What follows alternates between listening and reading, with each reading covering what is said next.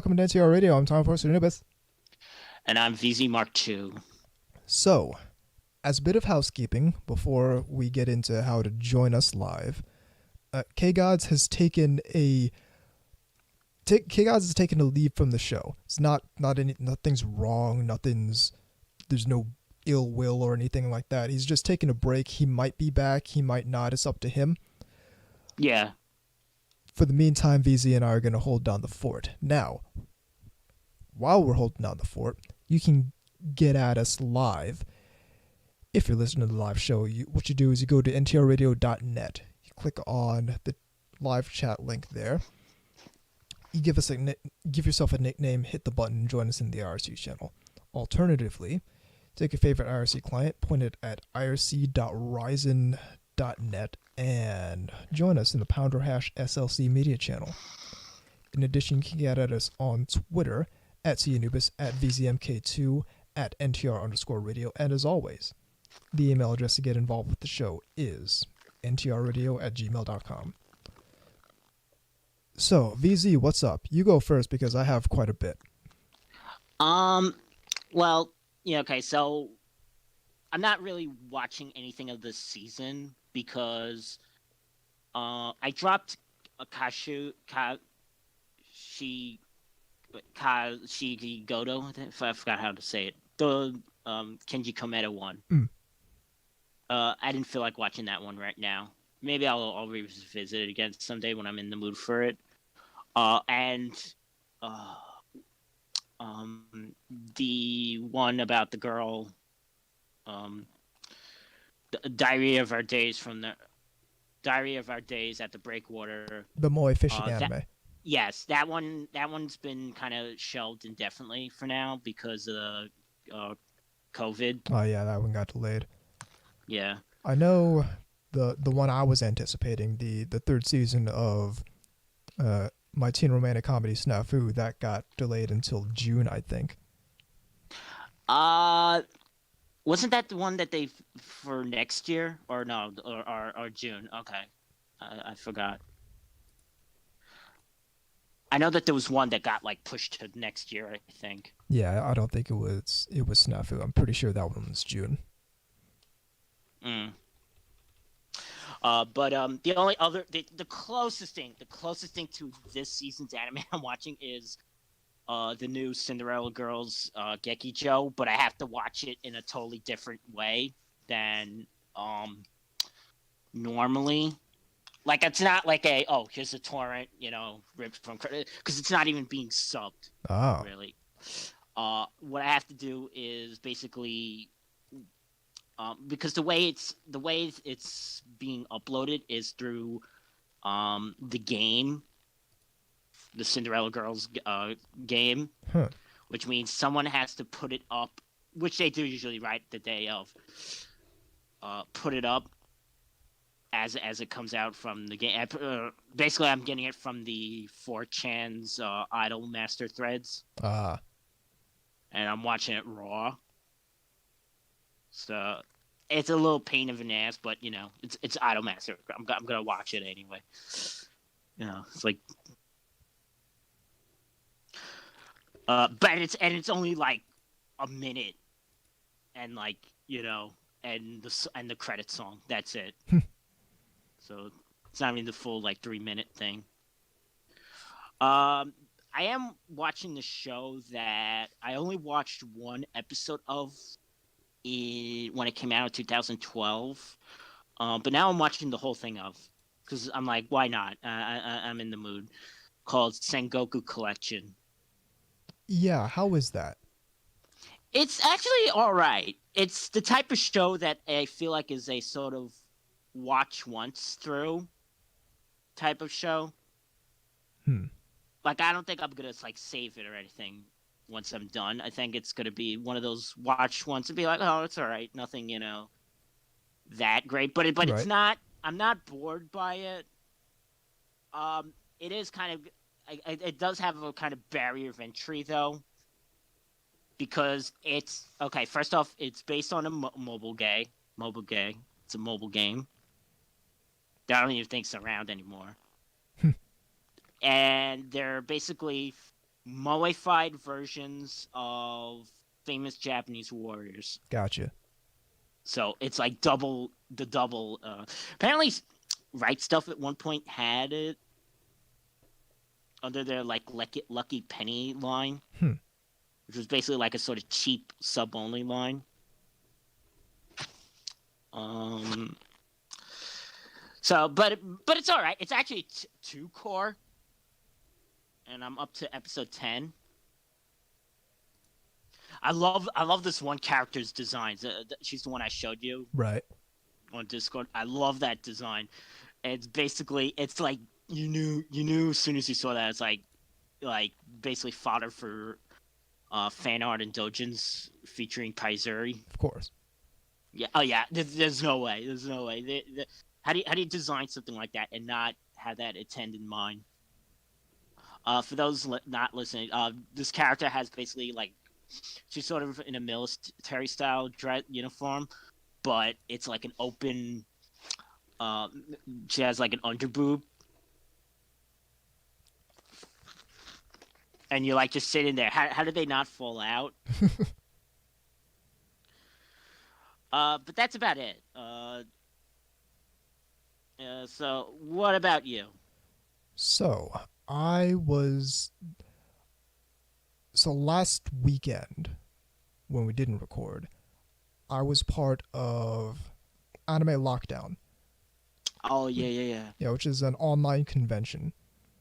So Neat. I scheduled the panels there, and I also ran one myself. And it was pretty impressive. We got a turnout of about 900 people, something around there. The Twitch stream was somewhere in between 100 and 200-300 people constantly. There was some sort of controversy that happened. We're going to talk about that. But everyone had a really good time. All the community was fantastic. The Twitch chat was remarkably well behaved during all the panels. The panel content was impressive. There was a lot of very, very well put together panels presented. A lot of good artists, few great vendors as well. Everyone but how just did this had work? so was much it like fun. a virtual hall or something? So the way it worked was there were basically it basically had 2 elements to it. There was a Twitch channel that's where all the panel content was. And then there was also the Discord, which was where all the chatting happened. That's where the artist alley and the dealer rooms were, where each artist had their own channel. They could set up their quote unquote booth in that channel, and people would join that artist channel and see what they have for sale. If vendors worked the same way. And then we also had a whole bunch of different like themed channels for, okay, this is this party room, or this is the general channel, or this is like the music chat channel. This is the con orgy. Yeah, exactly. and then while that was going on, we had the panel content going on in the Twitch stream. So like Right. You have an hour panel, then 30 minutes break, then an hour panel, and it went on like that. It was great. They had a DJ volunteer to do a show, to do a set on Saturday night. So we did that. I finally got to use this glow stick that I got like 1.5 years ago at Anime NYC. But yeah, the entire thing went really well. Went off without like a visible hitch. There was definitely some stuff going on in the back end that like not anything I had to take care of, because my only responsibility was scheduling panels. Like taking panel titles out of one Excel spreadsheet and putting them in another Excel spreadsheet.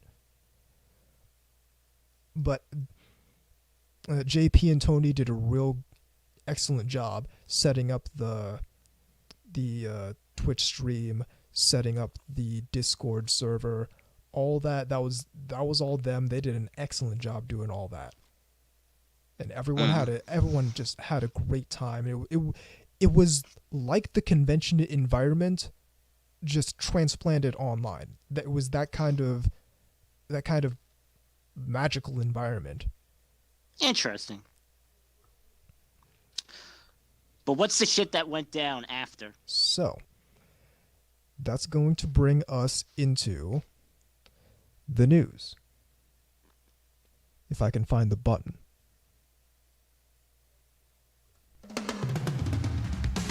Let's news. Working to restore power. So I do have an article for this news, and that's going in the RC right now. But I don't really need to read the article because I'm the news story this time. He's famous. So, over the course of Anime NYC, it was brought to my attention that there was someone trying to smear the con using my name, referencing some old tweets I had. Now, I took a look and didn't really think it appropriate to respond. Like, there was no reason to at that point it had gotten like only a few replies, like 30 some retweets, likes, all that. And this was Friday at the con. So Saturday passed by and just similar situation. Nothing was really coming of it. There were certainly some people in the thread talking about it, but nobody, like, it hadn't come into my timeline, which is kind of the line where I'm forced to get involved. But it hadn't come into my timeline. It hadn't really affected the convention at any point. So I figured, you know what? Okay, let's not. No need to respond to it. So what ended up happening is later on the person in question, and this is a person that it turns out not us, but a podcast closely related to us have had a problem with in the past. So I was actually listening to the episode in question of NTR Radio from that point in time. Do you remember VZ? Back when it was still Zeke Freak and Cube the Third and Keikaku Cat on Otaku Midnight. Yes. Do you remember what broke up that arrangement? Vaguely. Something Zeke Freak was trying to. I think it was so Zeke for all right, yeah, for, try to... for the uninitiated. Previously, if you look at the podcast Otaku Midnight, currently it's Cube the Third and Kevin Faulkner. Right. What happened to make that arrangement, where it previously was Cube the Third and Zeke Freak and Keikaku Cat, was Zeke Freak was laying out some criticisms for ANN on his Twitter page. Somehow this had caught the sight of one Gabriella Ekins, who is a writer for ANN. Oh boy. And Gabriella, or Gabby, as I'll just refer to her for short, went to Keikaku Cat. Well, Gabby unfollowed Keikaku Cat, unfollowed Cube the Third, and then Keikaku Cat caught wind of that and kind of got at Cube the Third about it. And what it came down to was that Gabby and a bunch of other people from ANN we're trying to split up that podcast by going after people associated with Zeke Freak. Not going after Zeke Freak himself, but going after the people associated with Zeke Freak. Now, we have a similar. Never went through me. Well, here's the thing. So now we have a similar arrangement going on with Anime Lockdown, where Gabby's now trying to get Anime Lockdown to disassociate from me because of some tweets I made back in 2014. 6 years ago. Yes. So that's what happened. And where it really came to a head was that Sunday. It had been determined that what I would try to do is reason, quote unquote reason, with Gabby privately. Because here's the thing. This is some shit I said 6 years ago. I don't care about that conflict anymore. Yeah, I feel like whatever you did regardless of anything, whatever you said 6 years ago is not relevant to whatever you are now at this point. Yes, exactly. It's that, and listen, I'm not gonna. And here's my thing. I'm not gonna have it go on the record that for these people that they managed. We managed to oust the bigot from Anime Lockdown. It's not. No, I'm not gonna have that be the record. I have to set the record straight, and I offered to do that in private. I PM'd Gabby. I slid in the DMs with Gabby. Said, hey. I'm not that guy anymore. We can have a discussion about what my beliefs are now, but let me just tell you that 2014 T.E. Anubis and 2020 T.E. Anubis are not the same person.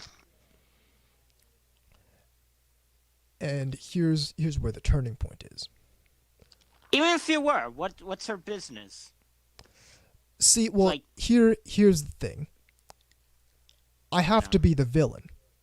And the reason I have to be the villain is because regardless of I have a habit of calling out when people in positions of influence in the anime subculture are being unreasonable. And that's a problem because you've seen how many people got to use the word converted over to the Moe side after my discussion with Zach Birchie on the ANN cast.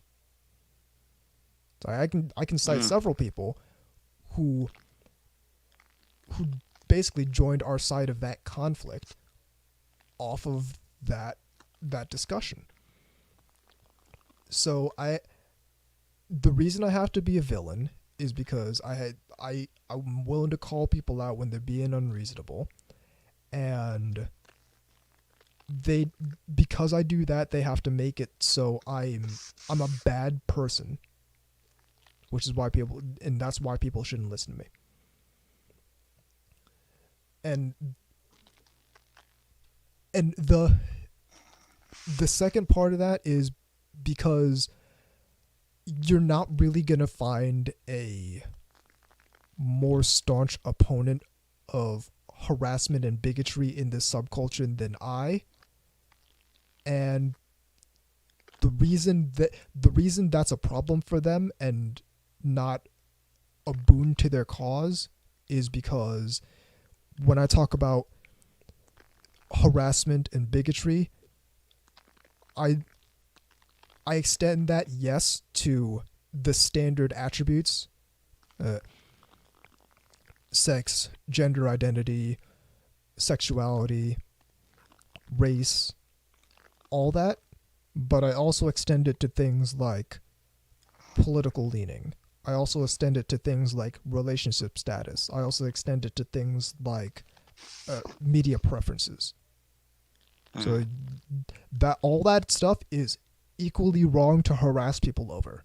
And when we're talking about being anti-harassment, these are the same people who are abundantly willing to harass people over things like media preferences, things like political leaning. And you see that right here in this entire affair. So I DM'd Gabby, said, hey, I'm not that guy anymore. If we want to talk about my values now, we can do that, but I'm not that guy anymore. And her insistence was that any like addressing of this issue should involve the community as a whole. Hive mind. Hive mind. Wait, well, no, it's not a hive mind thing. It's her calling here. The way I see it is, it's her trying to call my bluff. Is okay, you're willing to say this in private. Well, how about you go and make that proclamation? So that's what I did. I replied to the thread, said, hey, I'm not that guy anymore. Gigi ultimately did more harm than good, which is something I believe. And I can explain that if people want me to. But let me explain that. I would like to know what Gigi Gamergate fucking ruined internet discourse among niche subcultures. Fucking ruined it. Now, what I will say is that the other side also did more harm than good. There's no good side here. And some of the things Gamergate fought for are positives. Some of the victories that Gamergate achieved were positives, but I don't think we needed the movement to do all that. Gamergate as a movement did more harm than good. But I see what you're getting at. Continuing on, I also added, would it have been that hard to hit me up directly about this? As in, actually hit me up when talking about me and my 6-year-old Twitter activity, rather than have me hear about that secondhand. And then all hell broke loose. Oh. Because if you look at the original Twitter thread now, where previously it had like 8 replies, one of which is mine, now it has 157. Jesus. And the other 149 aren't very happy with what Gabby tried to do with me. Wow. My stance, because I even said this in the thread, was like, even during the whole Gamergate thing, I was kind of like just it was a thing that I was just like kind of stepped out of. I understand the points of Gamergate, but ultimately it was just a thing that I stepped out of, and like, okay, I'm not gonna get into this, especially when we were talking about like 2014. It's like, yeah, I just got back my room because it was flooded 2 years ago. It's like, that was more important to me, getting my life back, than to get into some internet shit. Well, it's like, my whole thing is, I don't care anymore about that shit. Like, I don't care, and anyone who does care, I question what's going on. Although I do wonder if we should... Here's the thing. It's like, she quite clearly searched my Twitter handle and Gamergate. And you can see that because every instance of the word Gamergate in the little screenshot that she has is bolded, which means that's the term that she searched for. So I have to question the motive. I have to question the motive because you can cloth it in, oh, okay, we're trying to protect people, we're trying to do this and that, we're trying to make sure that people aren't we're trying to make sure that people aren't radicalized by this Gamergator in here. Well, you laugh, but that's a point that she basically tried to make. That because I'm one of the guys running the Discord, which means I had admin privileges, so I could speak to the other organizers in the organizer chat. I had no interest nor any responsibility to basically interact with anyone on an administrative level. I literally didn't. My job required no discourse with anyone. Either I didn't even talk to the panelists. I didn't talk to any of the attendees from a position of being staff. None of that. I just took titles from one Excel spreadsheet and put them in another, and that was the extent of my duties. But because I have admin privileges, it's and I quote, "Unfortunately, bigots like to use events like these as honeypots to lure people into more private spaces where they introduce harder shit." Like it's unhinged. It's making you sound like an early 1990s drug dealer. What it's like, hey, I'm gonna lure you in.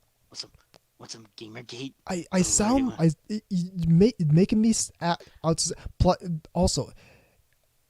And then you turn it to a cobra, half man, half cobra. Here's something curious, and I'm wondering because you can't really find these replies are all buried by all the people dunking on this thread, but previously you could see like other ANN staff people and people like Erica Friedman in this thread talking about immediately talking about white supremacy. Christ, I met her twice too. What? No, you're not getting what the disconnect is. White supremacy. Yes. What? Yes. Yeah. I see. I would have please believe I would have a very hard time in this fandom if I was advocating for white supremacy. Jesus Christ. Oh, God. White supremacy? Don't worry. Listen, I trolled her when I met her. I was being subtle trolling because, I was talking about, like, Yuri stuff because that's her thing. So I was talking about, things that they should license. Canon Memo. Of course, the joke's on her because guess what? Guess what got licensed? Canon Memo's licensed. But I'm saying, like... And like I even pointed because fucking they fucking grilled me, and it's like there's an element where it's like, okay, I get it, you're trying to make me say something very specific, and it's not really gonna. Yeah. Well, they're doing the purity test on you. Of course, they're doing the purity test. Guaranteed, they don't really believe that I'm, a decent person because they already had that idea in their head that I'm Satan. But it's such a weird. Also, they have the idea in their head that somehow it's like, come on, people. That's the most racist thing. Is this person has opinions that I disagree with. They must be. They can't possibly be black or any kind of color. They can't possibly not be white because they have opinions. Well, there's a sort of, I don't know if I should get into it, but there's a sort of I won't get too into it because it's not my place to say on this particular, but it's a kind of I'll just say it, and then it's like black people should only vote Democrat or be Democrat, and if they're outside, it's like Well, you say you're not wrong. You're definitely not wrong. There's an element I just don't of. want to say it on. I just don't want to say it on this podcast. Well, I feel you, but there's an element of. It's like, what? He's not falling in line with Well, there's an element of if you're Is he of a certain self-hating?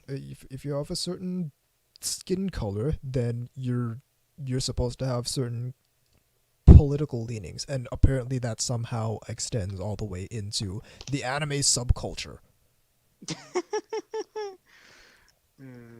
So, it's surreal, because now I have to, and like this is all stuff that I'm not putting on a show. I'm not trying to weasel my way out of something. All I'm doing is saying shit I actually believe. Yes. And again, this is the problem, because I'm a staunch believer of this stuff. I believe that anyone with a genuine passion for anime should be able to participate in this subculture without getting harassed for sex, race, gender identity, sexuality, relationship status, political leaning, media preferences, what they choose to cosplay, whatever. I don't think, and that's the problem. I don't think people should get harassed, period. And that's the issue. Because these are people who fundamentally harass other people. Based on superficial elements of whatever's going on. Based on highly superficial elements that are just as superficial as someone's race. You're gonna harass someone for being into anime because they lean right.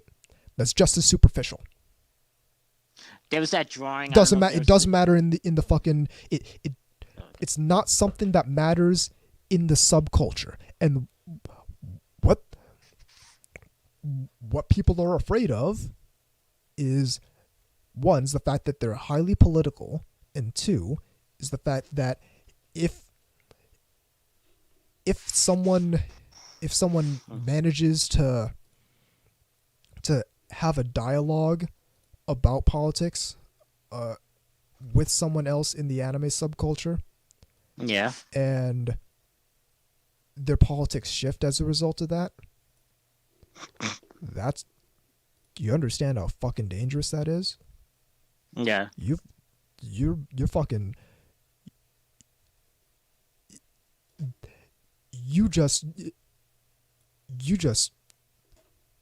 screwed up tribalism. You fucked up tribalism by transcending Dunbar's number through the creation of a subculture, which brought all these people from many walks of life into this subculture to commingle and share ideas. But I was trying to say, did you ever see that drawing of, it was like this ugly guy, and he's like, well, I might be a pedophile, but at least I'm not rude. No, I haven't seen that drawing.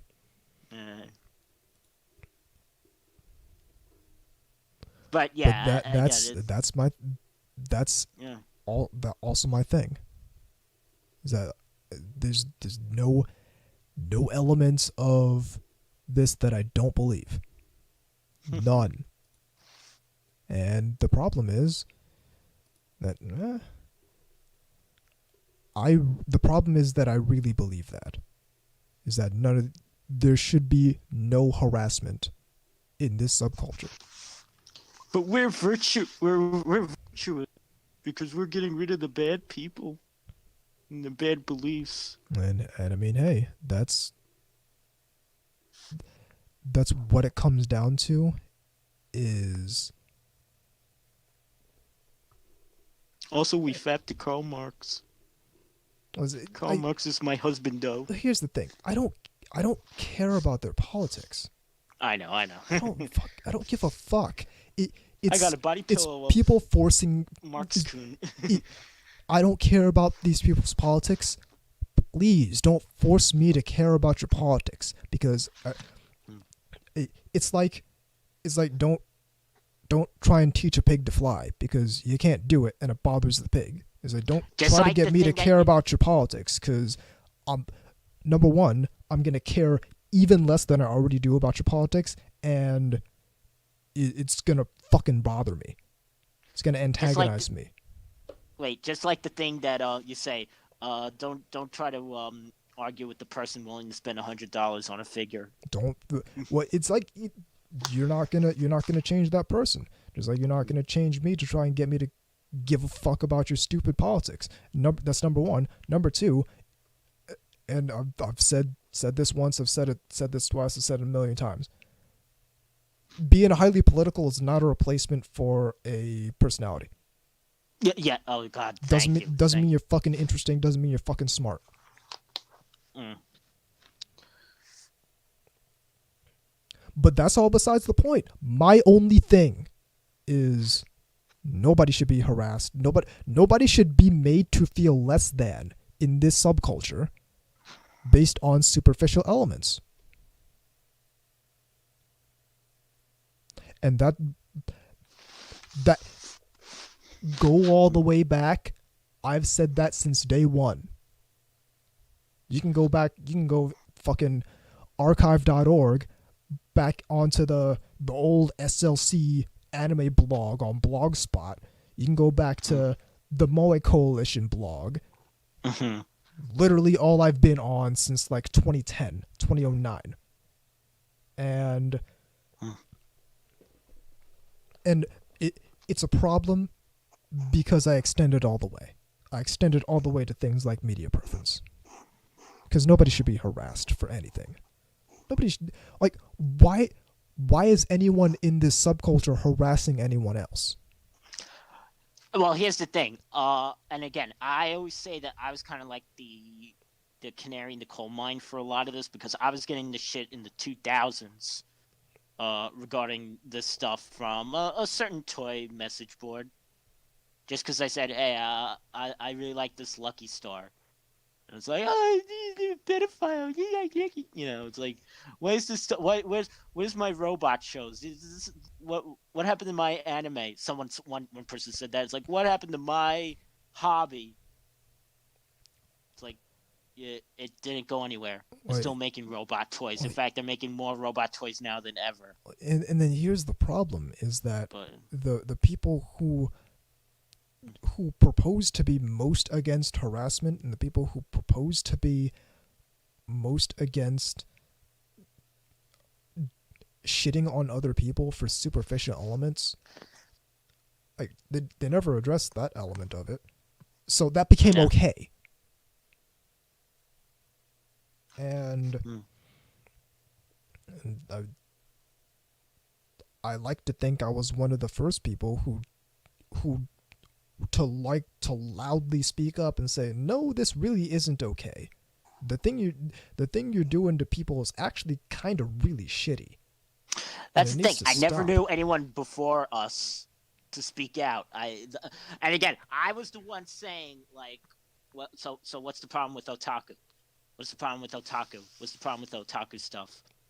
It's like, you know, it's like, well, if there's, you know, it was like, there's so much. Maybe there's a reason why there's so much negativity. If there's something like that, it's like, you know, why are we hating on the moe? Why are we hating on the what otaku like? Why? Because you're not getting the type of shit you know. Again, I know it's a little different from the reasons now, but it's kind of the same mentality that brings. Well, it's an extension of that mentality, because the fact is, out of one side of their mouth, people were talking about, oh, we don't like harassment. We don't like people being made to feel less than because they have some kind of superficial element about themselves that really has nothing to do with them as as an anime fan, they should be allowed to participate in the subculture just like everyone else. But out of the other side of the mouth, they said, "Oh, moe, ew, that stuff's gross. That stuff's this sexist. That stuff's this and that." But it's weird. It was like you can't really reconcile that, and that's basically most of what I was pointing out with back when I was doing Task Force MOE. It's like you can't really reconcile the attitude of inclusion with this attitude toward Moe fans. Yeah. It's like we're all about inclusion, except for those Moe fans. Also, speaking also about the attitude of inclusion, you also notice again these replies have been buried by people dunking, but you will see that the people who are most about inclusion when it comes to marginalized people are all about exclusion when it comes to something as benign as someone having tweeted about Gamergate back in 2014. They're all about, now I'm dangerous because I used to be Gamergate. Now I'm dangerous. Now I deserve to be excluded from the subculture. You're a white supremacist. From a fucking a white supremacist.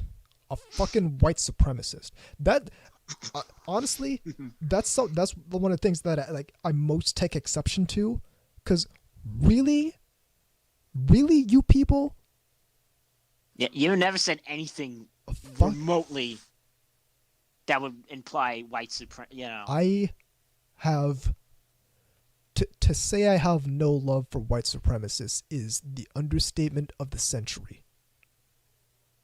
Again, I would have significant problems in this subculture if there were white supremacists all over the place. But thankfully, there fucking aren't. It's weird that anime fandom, maybe in even the 90s or such, or I don't know, was actually more inclusive than other fan bases. Here's the best kept secret about the anime fandom that nobody wants to really admit, because that would be admitting that the subculture was correct before any of this shit became a big deal. Anime fandom has been one of the most egalitarian nerd niche subcultures since its offset. You know, all you had to do was just,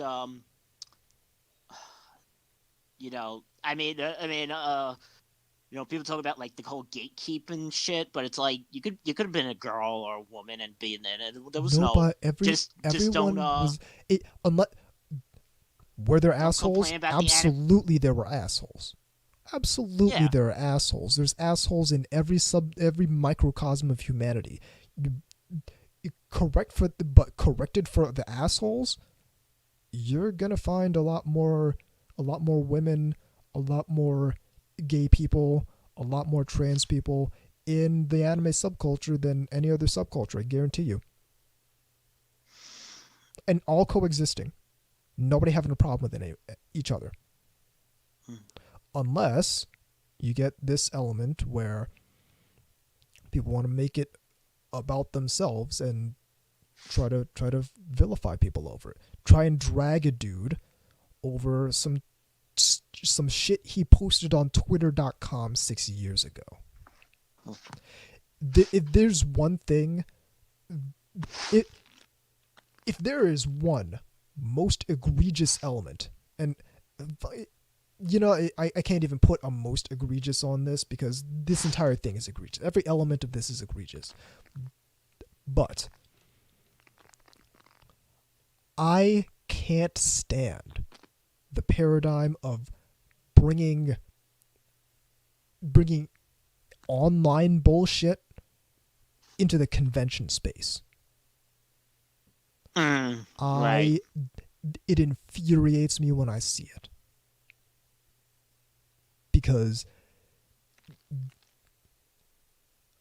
and again, I've said before on this podcast that anti-Twitter in particular is a fucking toxic environment, and the more people who refuse to engage with it, the better, in my opinion.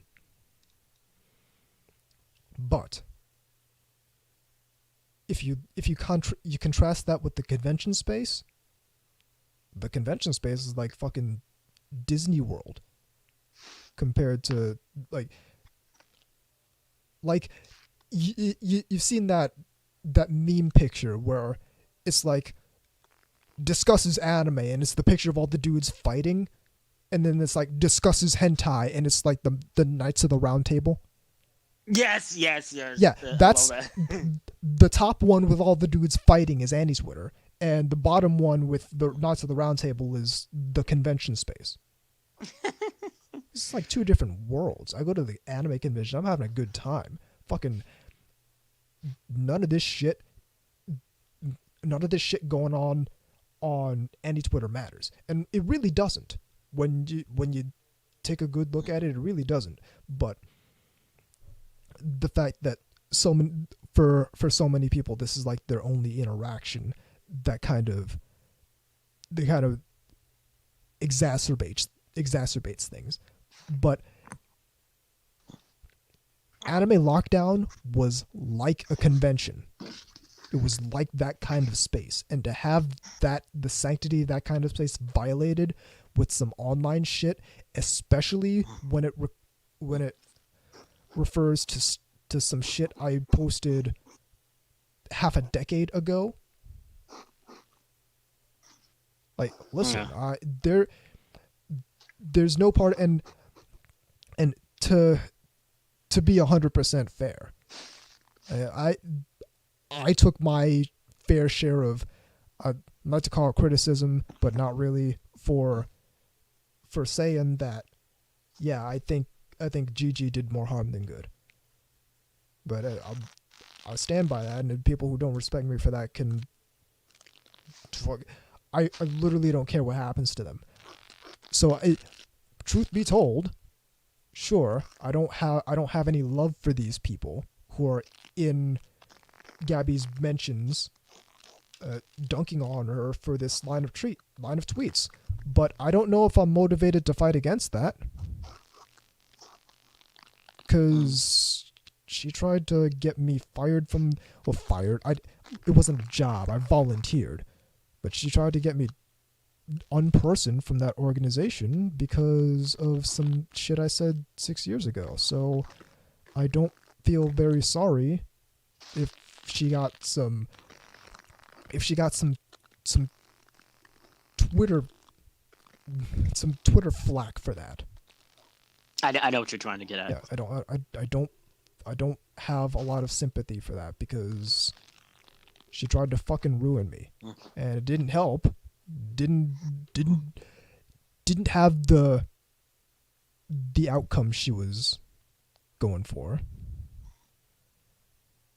But maybe don't try to ruin people over 6-month-old tweets on Twitter.com. 6-year-old tweets on Twitter.com. Maybe that's an action you don't need to take.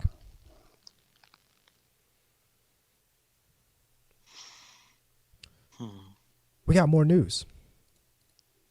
Give me a second. Let me pull up this article here.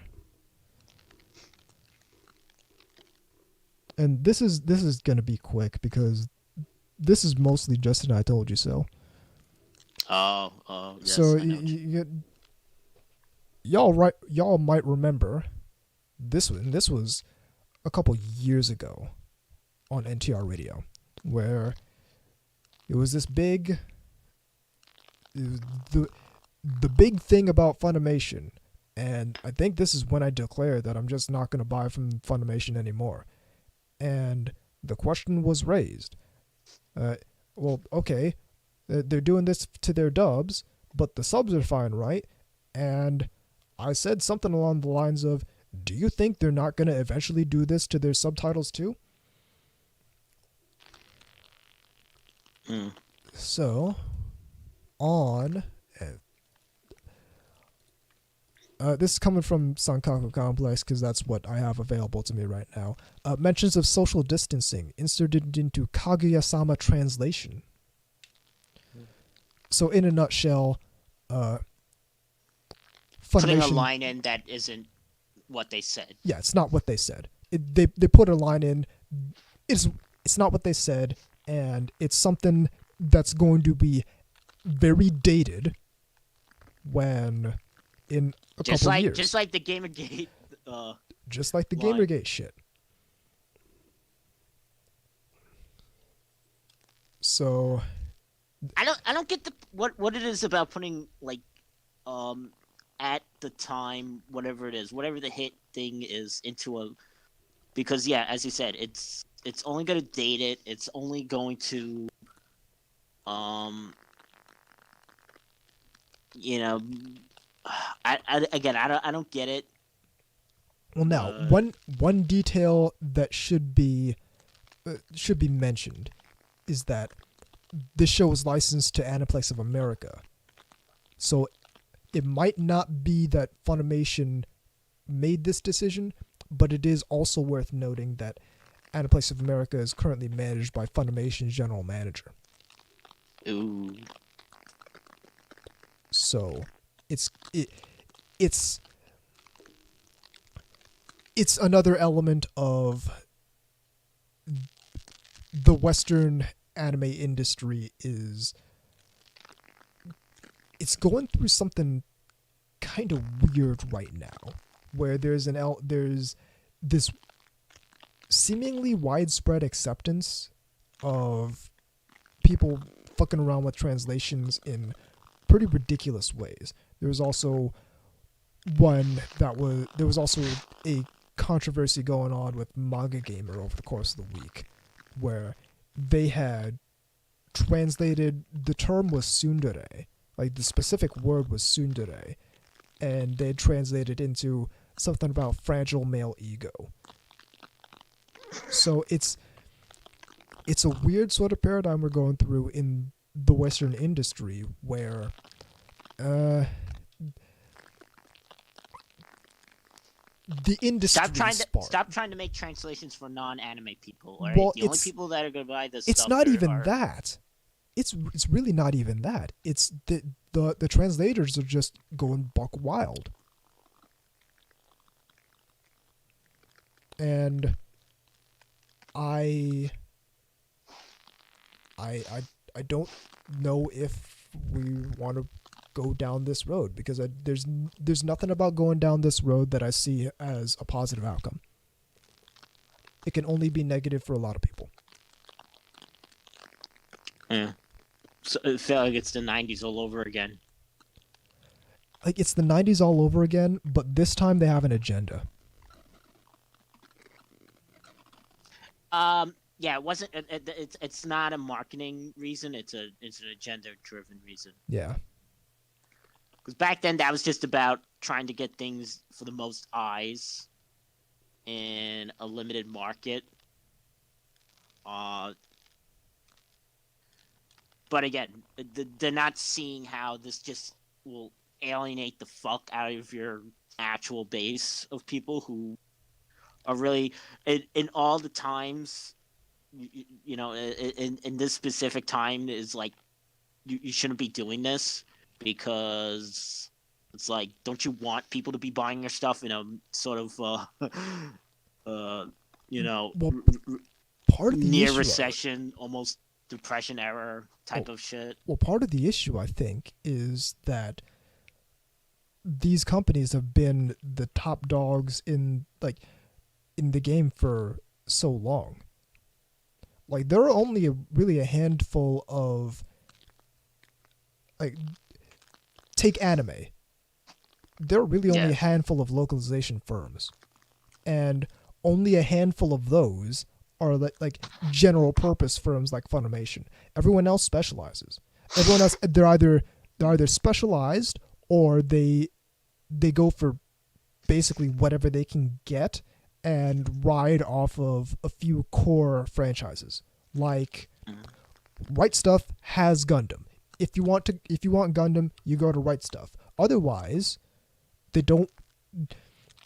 They kind of skew older, but otherwise they're kind of general purpose. Discotheque's highly specialized. They do the older stuff. If you want something old, chances are there's a good chance Discotheque might have it.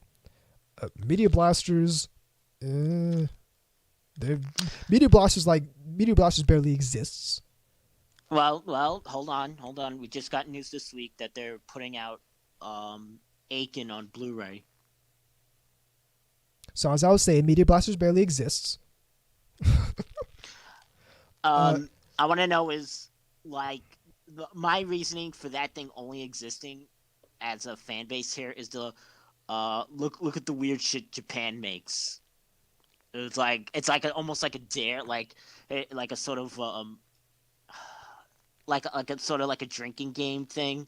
Like, hey, look at this weird cartoon I got, where all the boobies are the size of their heads. Well, it's like Media Blasters, like, they don't really do anything anymore, and their hentai division got bought by Funimation. So it's like there's really they barely exist.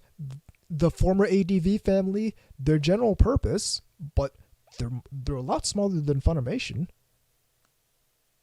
And they're doing what they can. They're doing a good job at it for the most part, but there really isn't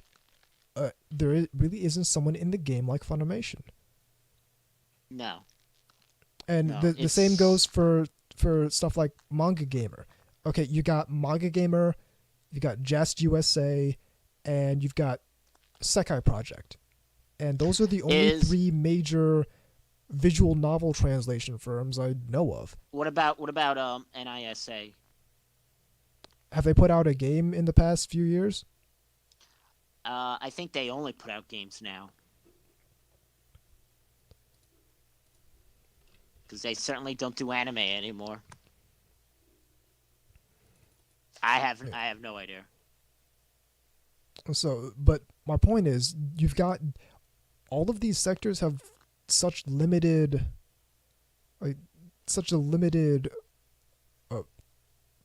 group of companies serving them. You forgot one more anime company, and everyone always forgets. And it's like, dude, they've been putting out good shit. You should pay attention to them.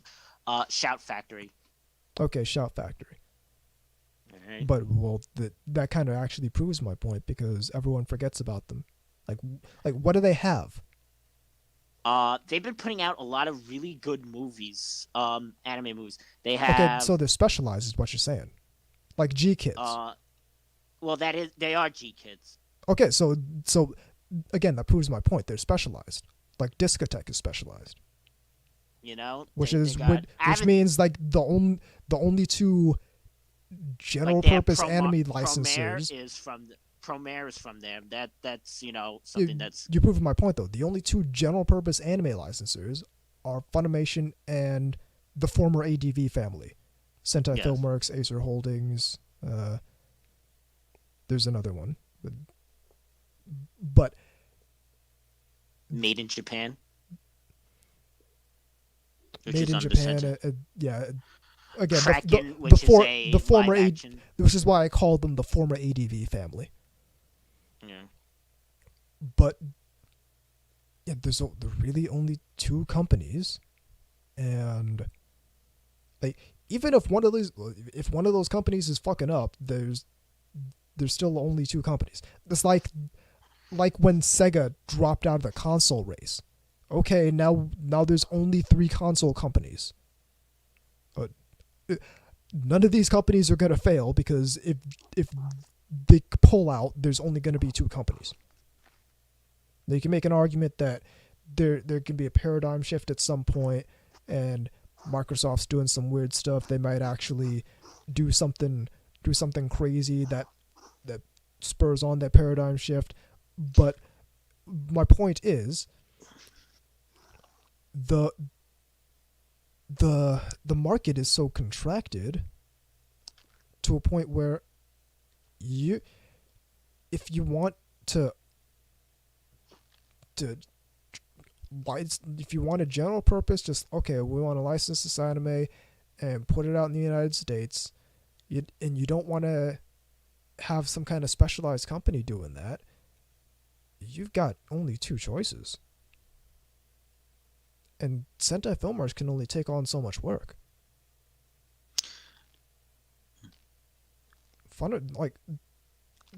What's really going to solve this problem is legitimate competition. Yeah, well, that's what I always said about Funimation. It's because they think they're the number one. What I'm saying is it's not even that just Sentai Filmworks is going to have to it's going to take more patronage for Sentai Filmworks. Someone's going to have to set up a company. Like we're going to need new licensing firms. I would say yeah, because there's always more things that could get licensed that haven't been. I'm not even saying stuff that needs to get licensed that hasn't been licensed. I'm saying we need more companies to be able to put in bids to these production committees for anime licenses. Bid against Funimation, bid against Sentai Filmworks, bid against Crunchyroll. Either that or someone's going to have to buy one of these companies. Like do some corporate rating, go out and buy out Crunchyroll from Warner Media, go out and buy out Funimation from Sony. But my point is something's going to have to change on a market level and on a business level for this to work, because otherwise if it's two companies in the sector, unless something catastrophic happens, neither of those companies are going down.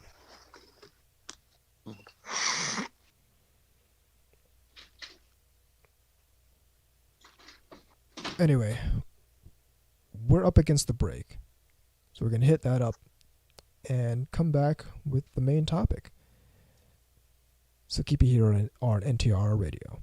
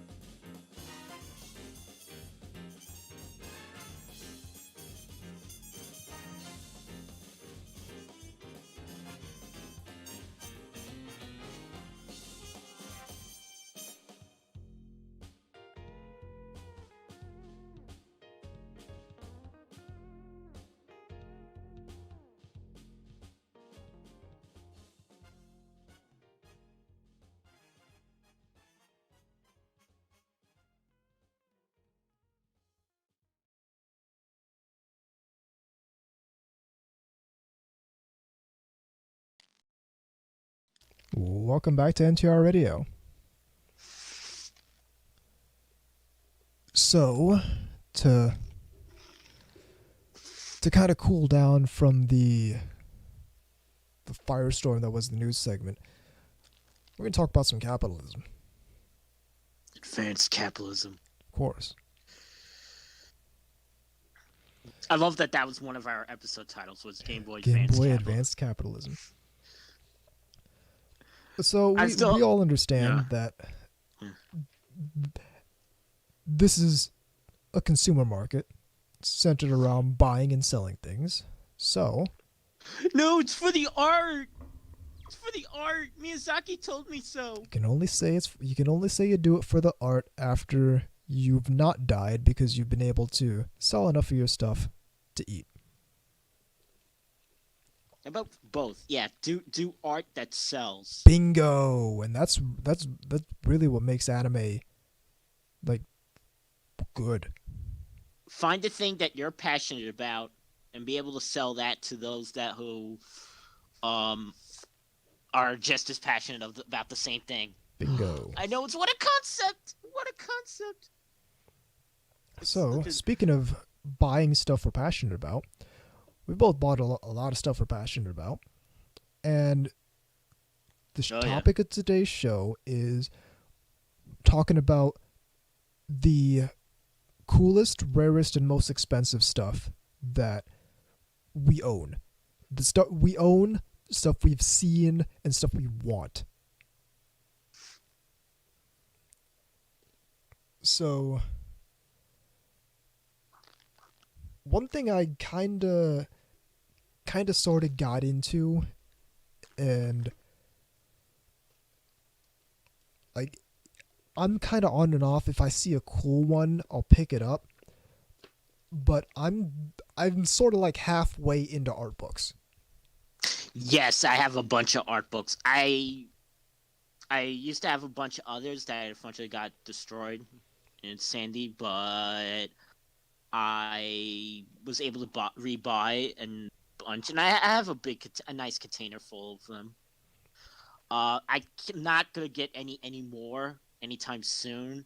One, because of the COVID thing, and two, they're just very expensive to ship. Right. Yeah, they're heavy.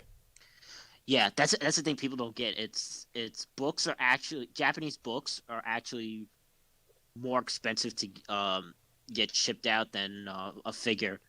You know, the only thing that's like heavy. Well, okay, there's two things that are heavy figure wise that I learned. Gunpla, and because you have to remember all the sprues. Right. And probably like really heavy, dense Chigoken. Like that's a diecast robot. Yeah. Also, those quarter scale freeing figures, which I do have a couple of. Yes. Oh God, can you imagine trying to import? I don't know. Well, I guess I was gonna say, but maybe like, you don't know what a jumbo machinder is. No. Okay. Those are Jumbo Machinder was a thing started in the 70s with Mazinger Z, which are 2-foot tall robots made out of the same type of plastic that shampoo bottles are made out of. Okay, yeah. Though I can't imagine that's going to be particularly light. Looking at pictures of some right now. Yeah, they don't really make any more of those, at least for kids. They only make them like collector type. Right. At a collector price. They actually were released in the 70s, in the late 70s, under the... All right, remember that thing I told you about? There was a Marvel where they got like Japanese Spider-Man. Yep. Because there was a sort of like partnership. It was a 3-year deal between Marvel and Toei. And they did stuff like the Marvel Spider-Man, the Toei Spider-Man. You know, one of the things we got was a thing. It was a bunch of toys brought together, a bunch of the Chigoken and Jumbo Machiners. from both anime and live action. They just made it an umbrella or like line called Shogun Warriors, and there actually was a comic book that was released by Marvel Comics in like 1980. So it was before my time. Weirdly enough, I learned about Brave Radine through the weirdest way from because it was the second to last issue of the Generation 1 Transformers comic, and all the Autobots were dead at that point. And so someone submitted a drawing of Optimus Prime talking with Radine, but he just called it Ray. And it goes, Optimus goes, "So, any experience?" And then a couple years later, I saw, like, because this was when my brother was really into comic books, and I saw for sale this thing called Shogun Warriors, and it had the same robot on it. I was like, "Oh, that's that robot that was called Ray." Oh, yeah, Radine. And then eventually I learned about, its full name and, the Chigokin and the anime and all that. Right. But it's weird where you learn these little things. It's like, you learn about these things from the weirdest, references or such. And it's like today that wouldn't happen because of the internet. But anyway, so I guess you started. Yeah, so I remember that this was a few Kineticons ago. I happened upon this booth that had a couple boxes just full of art books, and I had picked up a few. I know I picked up and like artist-based art books. So like, I know I had one from Iji Komatsu. I have one from Kantoku. I have one from who did the character design for Bakemonogatari? I know who you're talking about. Akio Watanabe. Right. Yeah, I've got one from him. I do have this one, Dermond. This is one of the big Evangelion art books, Yoshiki Sadamoto. Like, if you've ever seen, you might have seen the image floating around of like the prototype Asuka, who had like quite obviously brown hair and like kind of a different uniform. And freckles, I think, yeah. Yeah, that's from this book. This is just a whole bunch of Evangelion also the illustrations, the a whole bunch of stuff that you didn't really see in the anime. Yeah, the unit one that was like silver, or no, it was white and orange. Yep, it's like a silver, white, and orange type of design. I have the type of art books I liked getting were stuff from like the series, like it's like the official fan book. Yeah, I have a couple of those. I have one from School Days. I have, of course. I have one from Girls in Panzer. Is it the anime or the game? The anime. Oh, okay. I have one from Girls in Panzer. I have one from, it's not technically Strike Witches because that's the specific anime, but it's a whole bunch of the different World Witches. Okay. I actually have a Strike Witches, the first season one. I also have I have not one. I have two Hidamari books, Hidamari sketchbooks. I have a Kinero Mosaic. I have a Gochi Usa. I have a Kanamemo. I have a whole bunch of. I've got a couple. I don't have a non Bior. What? I have a couple Masamune Shiro art books. Oh. So those are a couple I managed to find at. I think one I found at a convention and another I found at the comic book store nearby. One, I used to have a bunch, but I was only able to replace one. The Makoto Kobayashi, the mecha designer I was telling you about. He had a bunch of art books, which is great because there's a bunch of really nice stuff from his 80s work, which I feel like was his best because that was when he was really into the the French artist Mobius. So that like became his style. His modern stuff doesn't really resemble that anymore. What else do I have? Of course, I have Idolmaster. Naturally. You know, I have the one for the first TV series, and I have one for Cinderella Girls. I want the one, but it's like, it was like not. It wasn't something you could order regularly, but it was the one that had, it was like just the character design and like the profile, and it was like, I mean, I've seen scans, but it wasn't something that was like easily available. I was like, oh man, I wish I had that one. I've got right here. I've got Future Log, Range Murata's art book. So this is the individual who did the character designs for stuff like Last Exile. Right, I know who Range. I thought it was pronounced Rang. I don't know which one it is. I've said it both for simplicity's sake. I'm just pronouncing it Range because that's how it's spelled.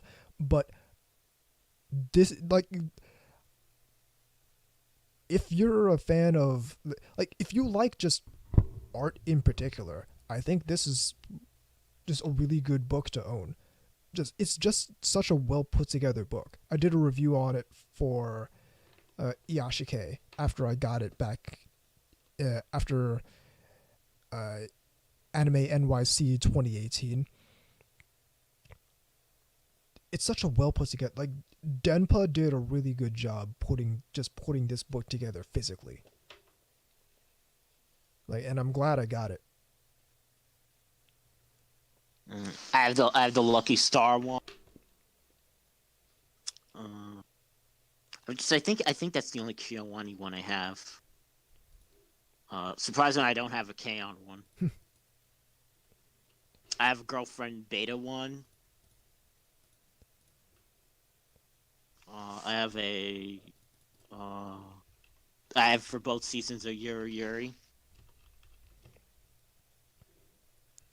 Like, going off of books, because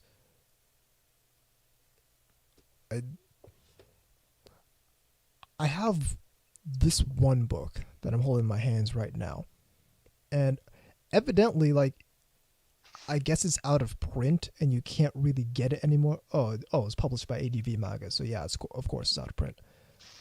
Yeah. The Notenki Memoirs by Yasuhiro Takeda. This book started a fucking journey for me. So it's basically the story of the people who made Daikon Film and then eventually Gainax, and it goes all the way up through the development of Evangelion. Well, yeah, the Notenki Memoirs. So apparently this book is actually pretty expensive if you want to find it now. I have a question for you, because this was actually also something that those people did. Did they ever talk about Dai Nippon, which was a tokusatsu thing that they did? They did mention that they were doing tokusatsu. Yes. They didn't really focus on it, but they definitely did mention that they were doing tokusatsu in addition to all the other stuff they were doing. Yeah. It's just this thing where it's like amazing that these people just got together and just made stuff. But it's like, you know, why that can't happen anymore. Oh, it can certainly. That's the thing is like, it can definitely still happen. It's just it takes a certain brand of initiative to really get that kind of thing going. And then speaking of books, this is another find from that comic book store nearby. This is from Anime Expo 92, the anime reference guide. So this is a book that, like, back in the day before, like, subtitles and shit were widespread. This is a book that has like synopses of various episodes of anime, various OVAs. Like this one has like Bubblegum Crisis, 2, 3, 4, 5, 6, Char's Counterattack, Dirty Pair, Flight 005 Conspiracy, Project A-ko 1 through 4, Pat Labor Volume 1, Episode 96 of Maison Ikoku. just 96. The full Gundam 0080, Riding Bean, like whole just synopses of all these different anime, and this is something that was put together by those old anime clubs back in the day. One book I used to have that I missed, that I got lost, but at the same time when I tell you what it is, it's like, oh, those people. The erotic guide, the guy, was it the erotic guide to anime? Oh, okay, I already know what you're talking about. That's where I learned about what Cream Lemon and Lolita anime.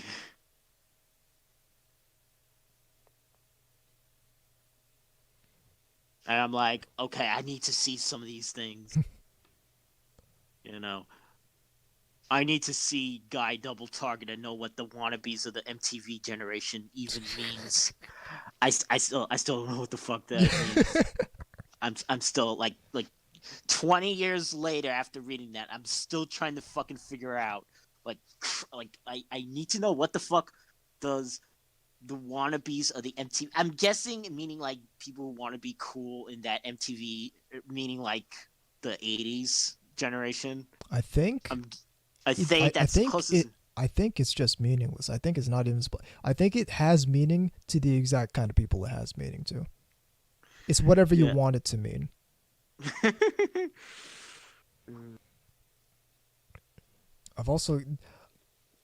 This is another one I picked up at Anime NYC. This was 2017, the first year I went. So the story behind this is basically the entire reason there were two reasons I went to Anime NYC 2017. One of which was I wanted to meet Danny Chu. And the second was they were having the Gundam Thunderbolt. They were doing a showing of the Bandit Flower movie. And they were also doing a concert of the music from Gundam Thunderbolt. And of course I had to be there for that. So I'm standing in the Kotobukiya, not Kotobukiya, Kinokuniya booth. And I'm looking around, I'm looking at up kind of near the register, and I'm looking, oh, okay, they have the CD soundtrack for Gundam Thunderbolt. Yeah, look, I should pick this up because, of course, the music's fantastic. I love the music from Gundam Thunderbolt. I'm going to listen to it. So I got my hand on the CD and I looked just to my left. And they've got the fucking Gundam Thunderbolt soundtrack on vinyl. And I'm like, yeah, I fucking might as well. Because I already have the Thunderbolt soundtrack, like the music files. I have that on my computer already. So I might as well go for the novelty. I got it on vinyl. Not only that, but do you have a record player for it? I do. This is not the first soundtrack thing I got on vinyl. The first thing I got on vinyl was actually the soundtrack to the game Valhalla. And that's the one, like, I received that soundtrack in the mail, and then I went out and bought a record player, like, the next day. But so, you buy the soundtrack, and the person at the cashier's table gives you a ticket. And it's a ticket to an autograph session by the composer for the soundtrack. So not only do I have the Thunderbolt soundtrack on vinyl, it's also signed by the composer. And I have a few things that are signed. I have a couple figures that are signed. I have an Rei Ayanami signed by Amanda Winley. I have an Asuka signed by Tiffany Grant. I have a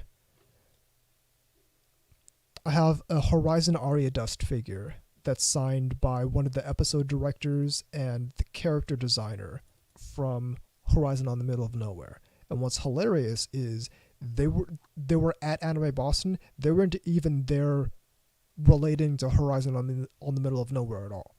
They were there promoting Your Lie in April. But the two of them also worked on Horizon on the Middle of Nowhere. So I actually had that figure shipped in to my house the day before we left for AB, and I packed that into my bag as I went and left for AB, just to have that figure signed. So that figure was in the box until I was in the line to get it signed. So I got that. I have a Zero mask that I've had since like 2011. I have that signed on the inside by Johnny Young Bosch. And I think that's all that I have signatures on.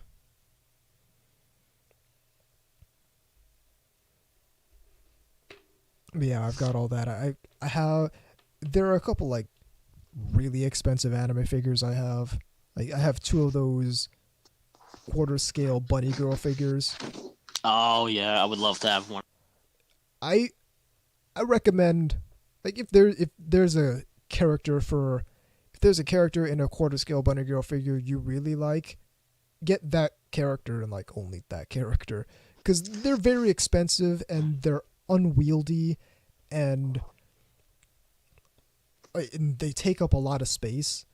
Like it's a cool gimmick. Was like, okay, it's the highly detailed part is okay. They've got actual fishnet stockings and they did the bunny girl outfit real nice and all that, but it's not particularly any more detailed than your average really nice like figure by Alter. That's like 1/6 or 1/7 or 1/5 scale. Not 1/5. I haven't. That's like 1/6 scale and costs $100 less than that. I have an Alter, but I got really cheap. Like I think it was only like $20 at the time, compared to like the $60 originally was. Jesus Christ. Of Nautica from K-On! Because it's like it's weird. It's like when you end up with an unpopular character from a popular series, sometimes that happens. Like I've got an Alter Sento Isuzu from Amagi Brilliant Park. That is such a good figure. Like on a detail level, on the skin texture on that figure is like what I've felt on no other figure. Yeah. See, there's a bunch of scale Idolmaster figures I would love to own, but they're just really expensive and outside of my price range. Because mostly what I buy now is just Nendoroids. Yeah, I've kind of gotten into Nendoroids. I'm taking a break mostly because, like, I have the ones that I really want right now, and I really haven't seen any that I really want, any others that I really want in the wild. I recommend. I know you haven't seen it, the show, but I very much recommend the platelet one. I might get the platelet. Yeah, I might order that from my distributor. You could still probably find Rize, because I know you like her. Yeah, I'll probably get her.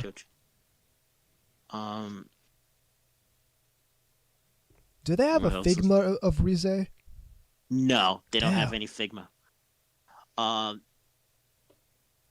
They have a scale of her. If you want.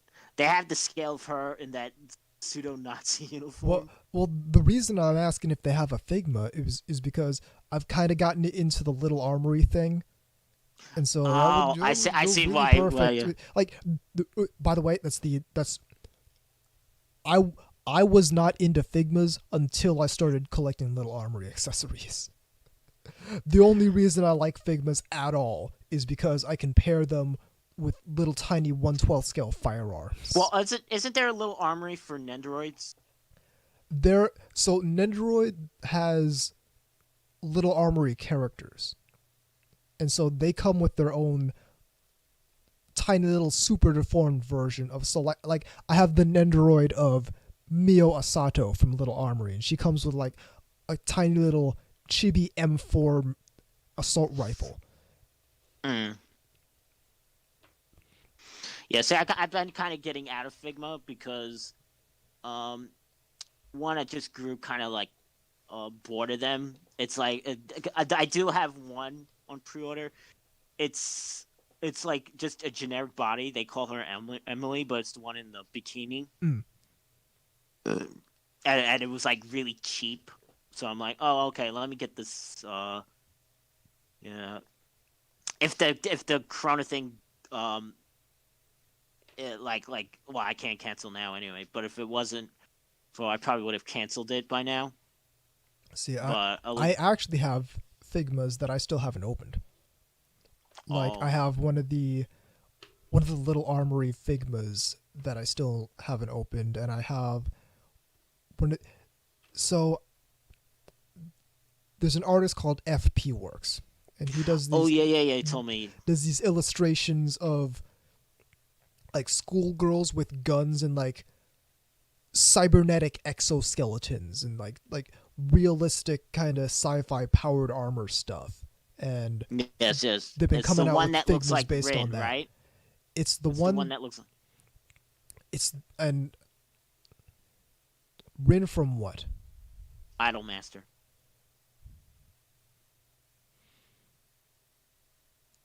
I done straight up forgot who Rin from Idolmaster is. She has the black hair. She's got the She's kind of the cool girl. Rin Shibuya. Yeah. Okay. Yeah. I know who you're talking about. Yes, that one. Yeah. Okay. Yeah, it's that one. She has these bionic boots. So Do you have that the Figma? I still haven't opened that one yet. Do you have the one that's just called like JK? And she also has like gun stuff. I know the one I have is Bionic JK. She has like orange hair and boobs. No, Okay, not that one. probably a different one. All right. But I have two. I have one of those that's unopened. I have one of the Little Armory characters that's still unopened.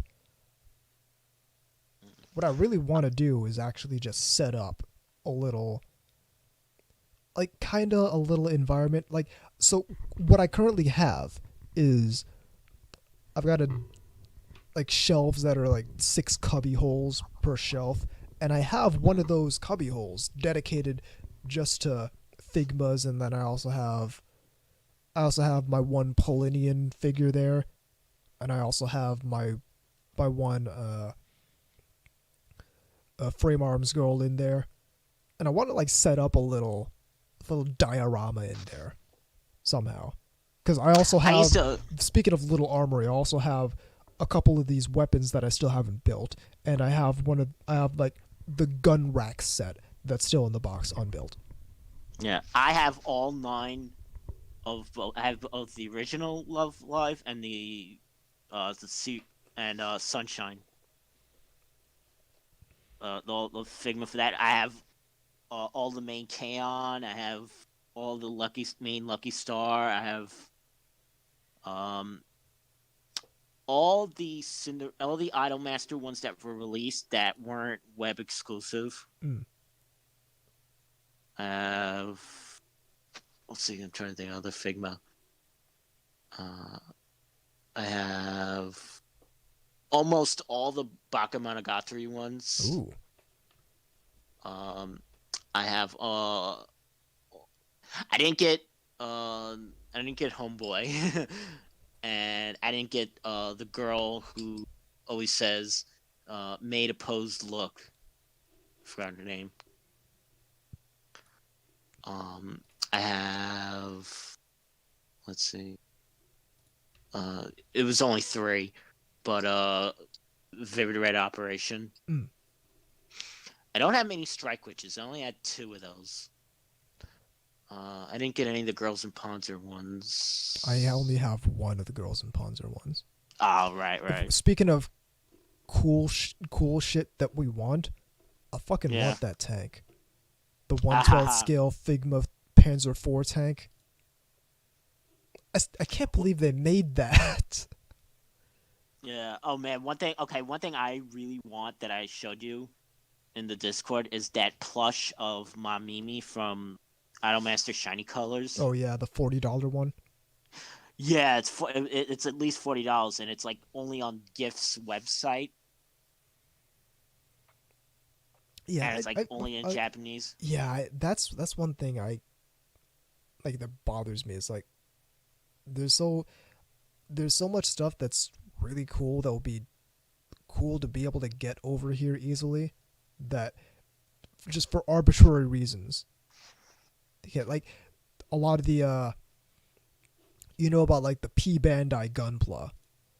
Oh Yeah, right. Everyone just gets pissed whenever something comes out and turns out it's P Bandai. Well, they have been making those more easily like available to get. Yeah, I've seen some of those at like conventions and stuff. Well, even like Big Bad Toy Store, you could like pre-order those, or I think there's now a Bluefin has them available on their site too. But they're just expensive. Yeah, like I got the Shin Matsunaga Zaku real grade. That's P Bandai. That was fucking expensive to buy at the convention.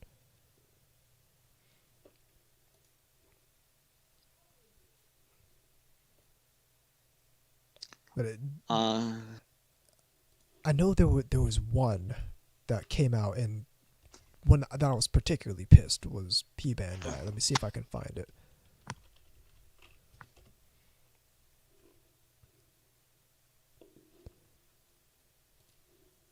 Yeah, so it's the high grade RX 174 Gundam TR6 Woundwort from Advance of Zeta. Oh. And like you can, I'll post a link to it in the thing for you, if you can even open that. But you can look at the design from this thing. I am so all about the mecha design of this thing. But like I can't just go out to the store and buy it.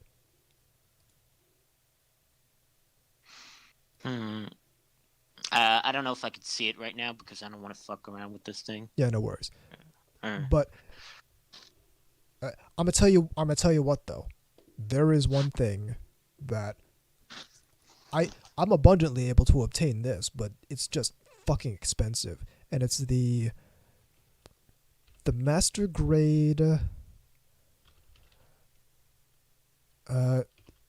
The master grade Plan 303E Deep Striker from Gundam 7. I knew you. Oh, right. This thing is such a fucking monster. It's such a ridiculous mobile suit, and like I can't help but want it. The only kit I want to get right now. It's like $200 something. Right. The only kit that I want to get right now that I haven't still is the Master Grade Jester. I have one. I know. Oh, it's such a nice mobile suit. You're gonna love it. Yeah, it's got the articulated fingers. Yeah.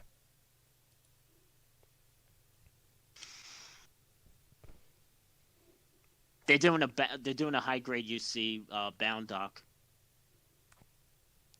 Really? And it's a regular release.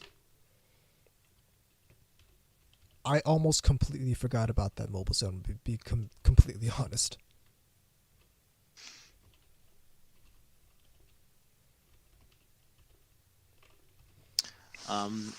I used to buy like really big robot stuff. Some stuff I sold, some stuff I still keep.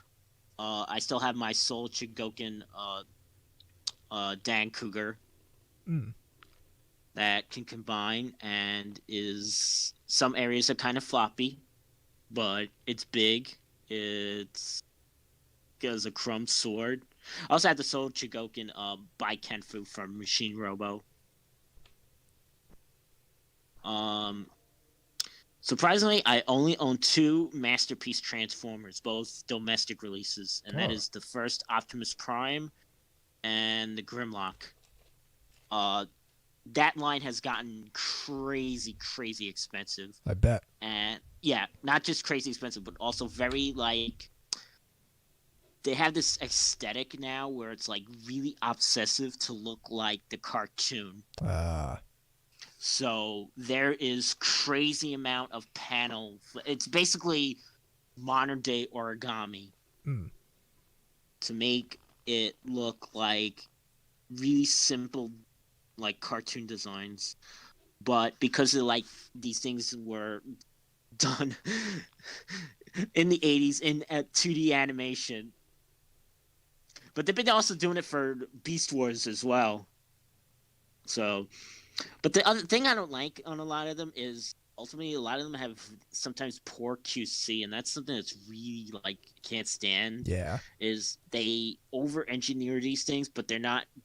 They over-engineer these things so much that the very standard fact, like I'm sure they work fine in like the CAD model, but when you get to the retail level of like the production level of mass production, it's not practical. Right. And I don't know why they haven't. I mean, they came out earlier this year. Actually, it was late last year. Mass Speed Hound, which is a Autobot that turns into a Jeep. The fucking pieces on it fucking disintegrate. There's hinges that fucking disintegrate, like just break off. They have this also thing that I kind of get it, but I still think it's kind of another thing that adds cost and also adds to fragility, and that's like every part is painted now. And I don't know. Again, it's such a weird, specific thing that it's like I don't want him to look like the cartoon too much.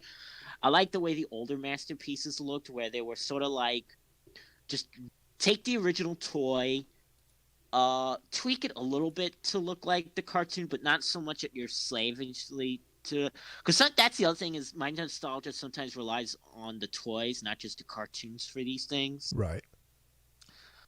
Like I hate to imagine what a modern day masterpiece Grimlock would look like versus the one that just take the original toy, which was pretty much perfect, but just add modern articulation. Versus trying to make it look like the cartoon, which means okay, so it's not gonna have a lot of detail and it's gonna look really simple, but it's gonna cost like $300 in the end. Yeah, exactly. You know, versus like when I got it at Toys R Us, it was like $70. Like you're probably looking at like 3 times as much today. Right. To get that level of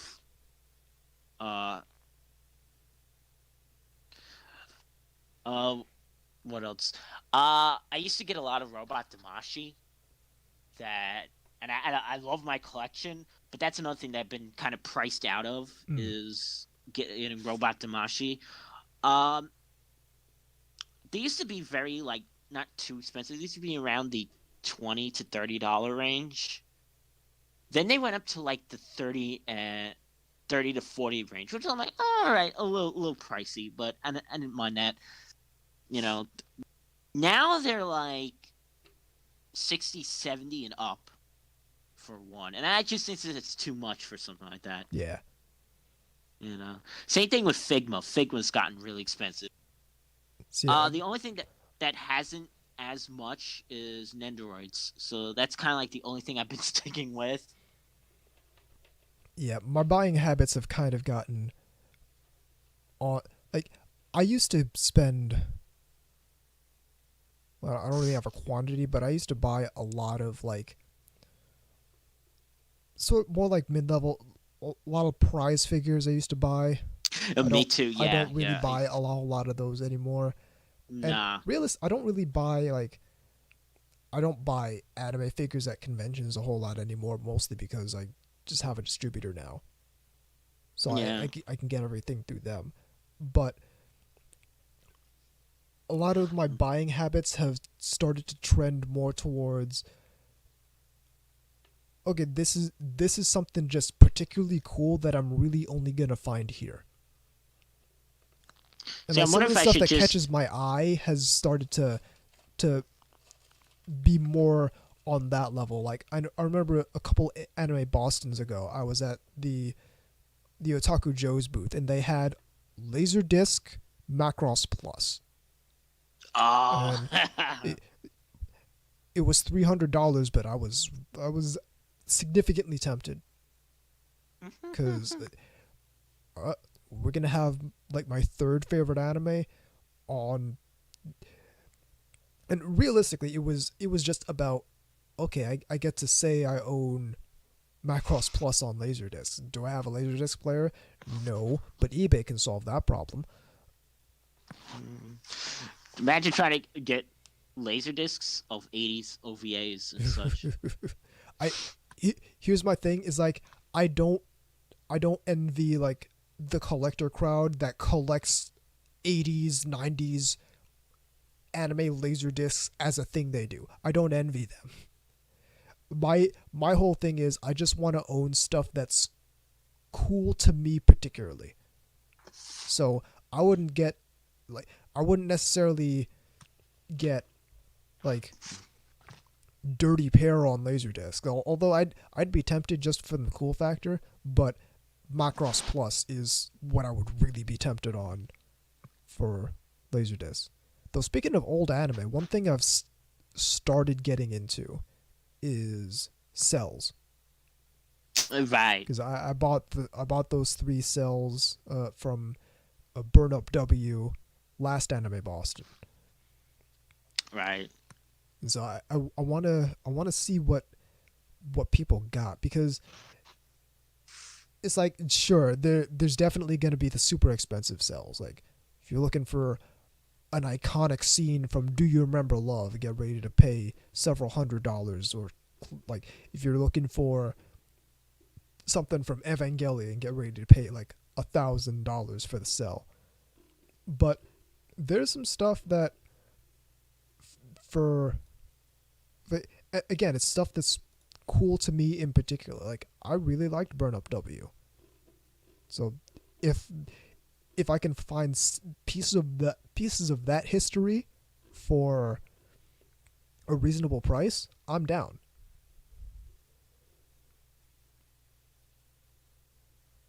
But yeah, that's the thing. That's sort of like my philosophy for collecting, especially now that I've kind of I'm out of the phase where it was like, okay, buy, oh, this is a figure of this character, I kind of got to buy it. Now I'm in the phase of like I'm looking for stuff that's just specifically very cool. Like I got that also stuff that's functional too, because I got that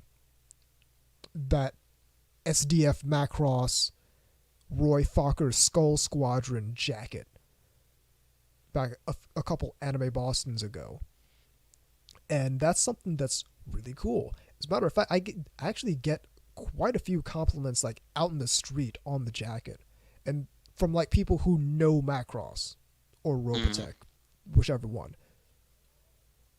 But it's like that's something that's particularly really cool to me. And was it expensive? Yes, it was expensive, but it's like it's something I can use, and it's something that's cool to own. It's kind of a conversation starter as well.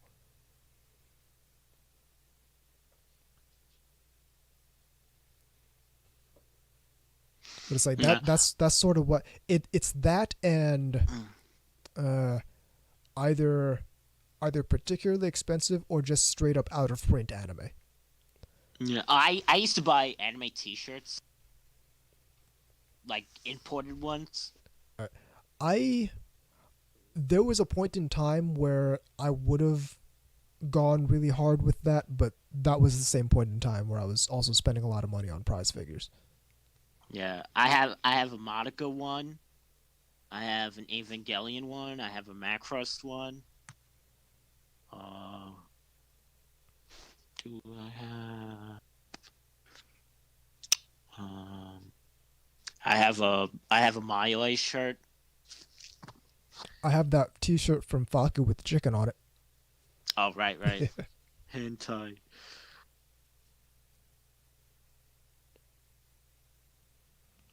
Oh, I have one that says "Everybody loves Nendoroids" in Japanese.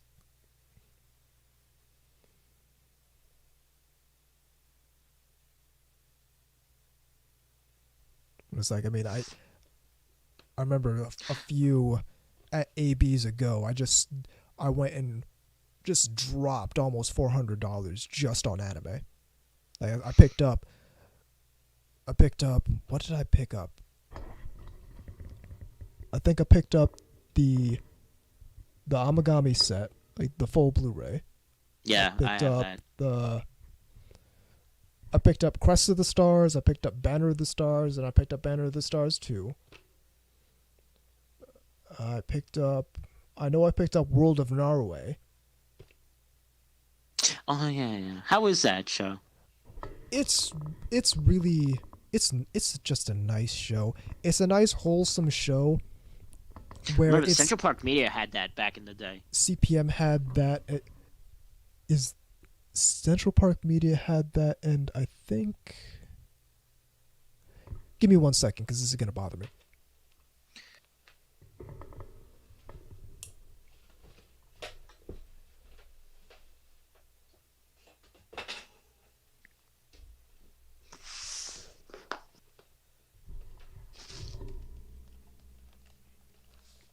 Yeah, here it is. Central Park Media, US Manga Corps did the release.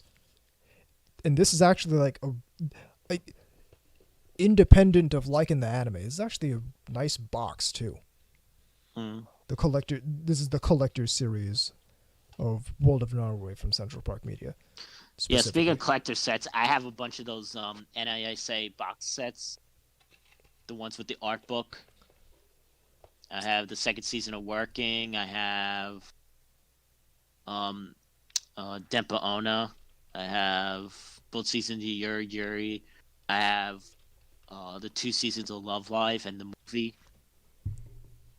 It's a shame that they kind of went out. Yeah. I do have...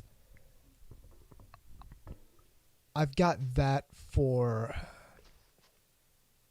What I've started really getting into like the collector's edition, the premium edition, all that sets.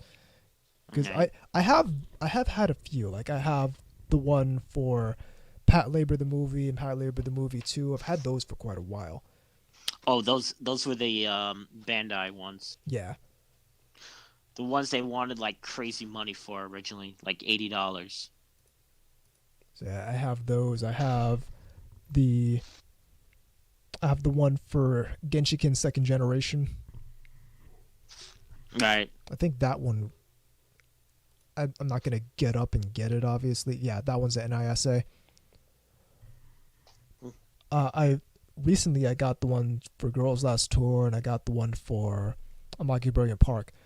Also got the one for the first episode of Gundam: The Origin. So that sure was $100, but it's a nice set.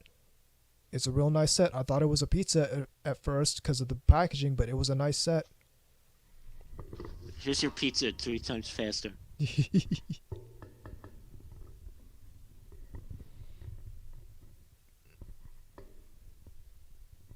Yeah, I want to start getting some of the nice Aniplex sets. You collect every Monogatari. No, fuck it. Did anyone calculate how expensive that's going to be? It's got to be over $1,000 by now. Probably probably close to that. Yeah. It's like I would have put it, for you at least get the original one. Yeah. The original and Nissan Monogatari. Yeah. Because those are like classics on their own.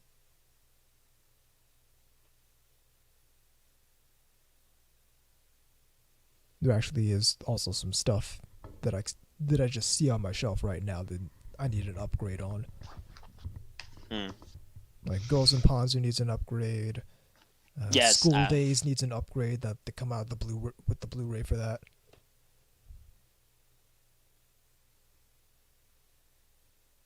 I want to start getting some of those Gundam sets too. All right, I only have I only have Shark's Counterattack, F91, and 0080 on Blu-ray from them from Nozomi. I've got F91 on DVD. I have Shark's Counterattack on Blu-ray. I don't actually have a whole lot of the Nozomi releases. Like I have 8th MS Team, but that's the old Bandai release on DVD. I think I have Nozomi's release of Gundam Evolve on DVD. I think it's Nozomi's.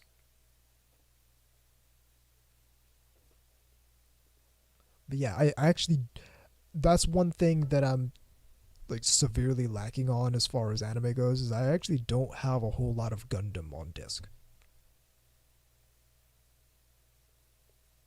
Also, if we're talking, I actually don't have as much. If we're talking rarest or at least hardest to get, I have the one and only Evangelion disc media I have is Volume 2 of the Platinum Collection. That was actually one of the first anime DVDs that I own. That's like I think the first one I bought was like the first volume of Inuyasha, and then the second one I bought was that second disc of the Platinum Collection. Which is really all I need, because that's the one that has the episode where Asuka gets introduced. That's the only episode I need to watch over and over again.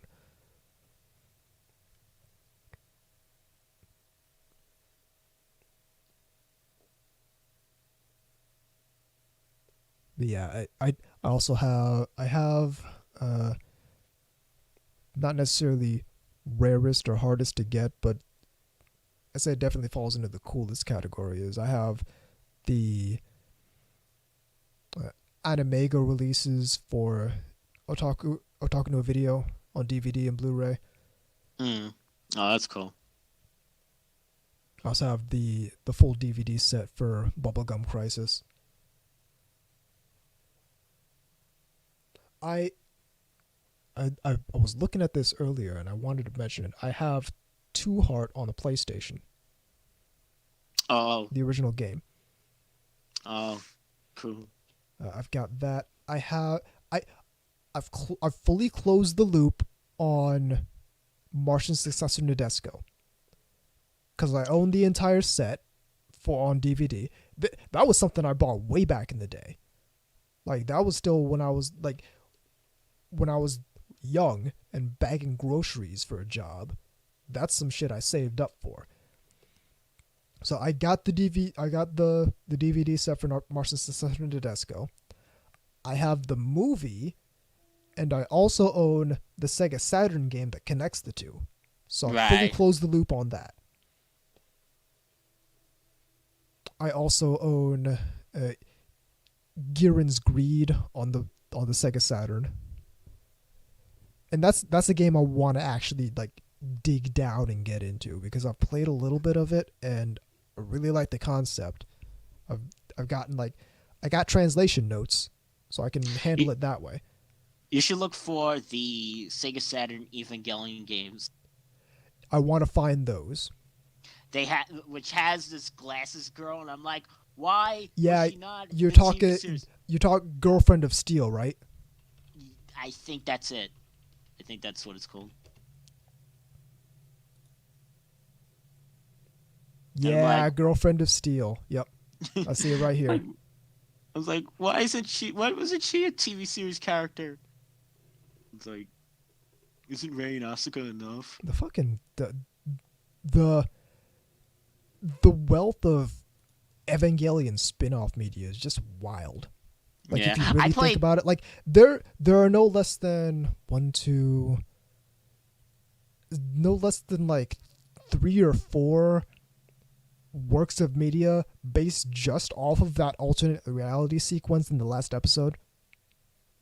I played at the convention one time. I told you the Nintendo 64 Evangelion game, which is actually like, because I saw a video, it actually looks really good. Yeah, Still. that it's really impressive. For a cartridge, you know. Yeah.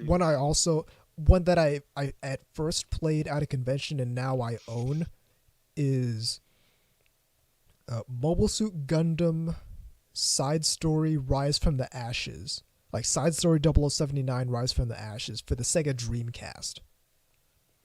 So, yeah, that was the one that got released here. yeah, that is kind of like a first person mobile suit simulator type of game. Another Is one that the I one want. that has that's the one that has the gyms on the cover, right? Yeah.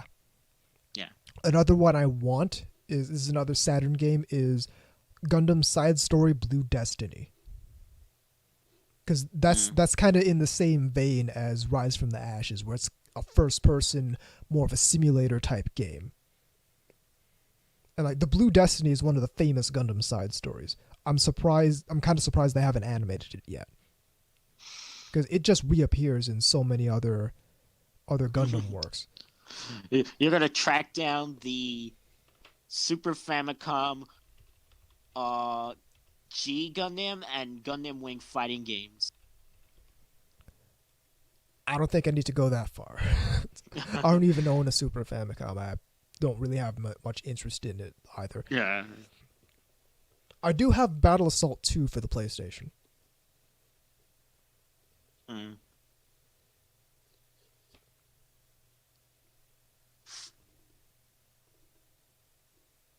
But yeah, It kind of makes sense to make a fighting game out of G Gundam.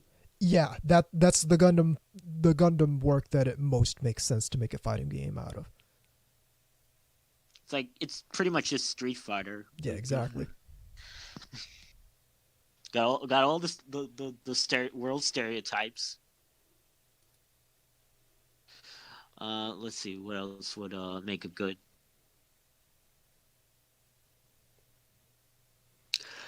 I mean, What stuff is good that I have? Even though I sold a bunch, I still have the one. Because it's the one I like the most, and it's the one I just wanted to at least keep one. I have a foot tall figure of the new Gundam ooh. that was released domestically. I can't put the Verna's the fin funnels on it because it comes off too easily, and 2 it won't fit on my shelf then that way. Ah. Let's see what else I got here.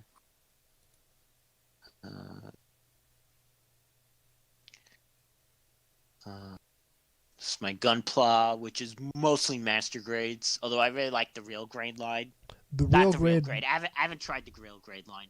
the real I grade meant line is nice, but they're like, it's an endeavor to put them together. Oh well, here's the thing. I hear that they're actually much more stable now. Really, Ever since the unicorn was introduced around there. really. I'll Yeah. have to take a look at that. Like I saw the video of the Impulse Gundam, and that looked really solid. Yeah, I like that. Like I heard the Sazabi isn't that stable, or the especially the really old ones like the Zaku, but the stuff that they make now is a little more. I'll tell you. I I'll actually tell want you. that- The Sinanju is not stable at all. at all. I really, really want, but nobody has it here domestically because it's the only way I would get it. Of the real grade Ava that they did. Oh yeah, I remember that. Because that's like master grade site. No, but what I actually meant to say was instead of real grade, the Reborn 1/100. I need to get into I those. I like them. I don't think they're gonna make any more though. I Really? think the line is kind of died. That's a shame. I haven't heard any others released. The last one that wasn't like a P Bandai was the Zaku F2, the one from 008. 080, yeah. That was the last one. I have 3 of those. I have the Vigna Genia. Yep. That From F91. Yeah, I have that one. I have the Gundam Mark III. Yep. And I have which I would say is the best one of the 3 that I have, the Gun Easy from Victory Gundam. That's, if you want to try one, like sort of get that one. I mean, honestly, if I'm gonna go for any of the Reborn 100s, I would definitely go for the Nightingale. Oh, right. Do I have shelf space for it? No. No. Yeah, you don't listen. You don't have to worry about that for the Gun Easy, because the Gun Easy is the size. Because next to it, I don't really buy high grade UCs anymore, but I have the high grade UC narrative Gundam. It's about the same size. It's about the same size as that.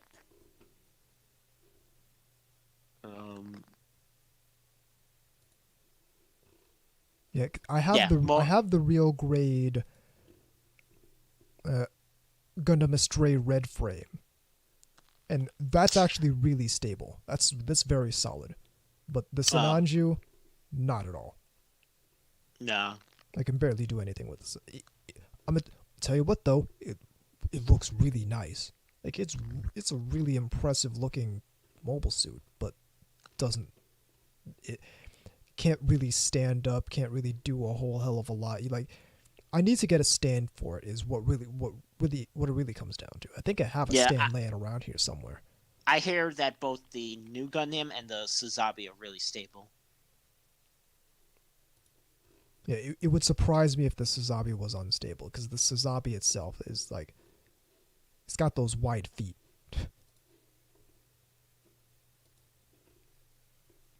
Well, the thing that always kind of makes or breaks the new Gundam is, can those fin funnels stay on? Right. Can they connect and stay on? Apparently it can. Although I still would love that master grade that they did, the version Ka. Yeah.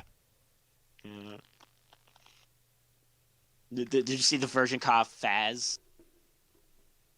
I did. Bonkers. Yeah. I think it looks bonkers.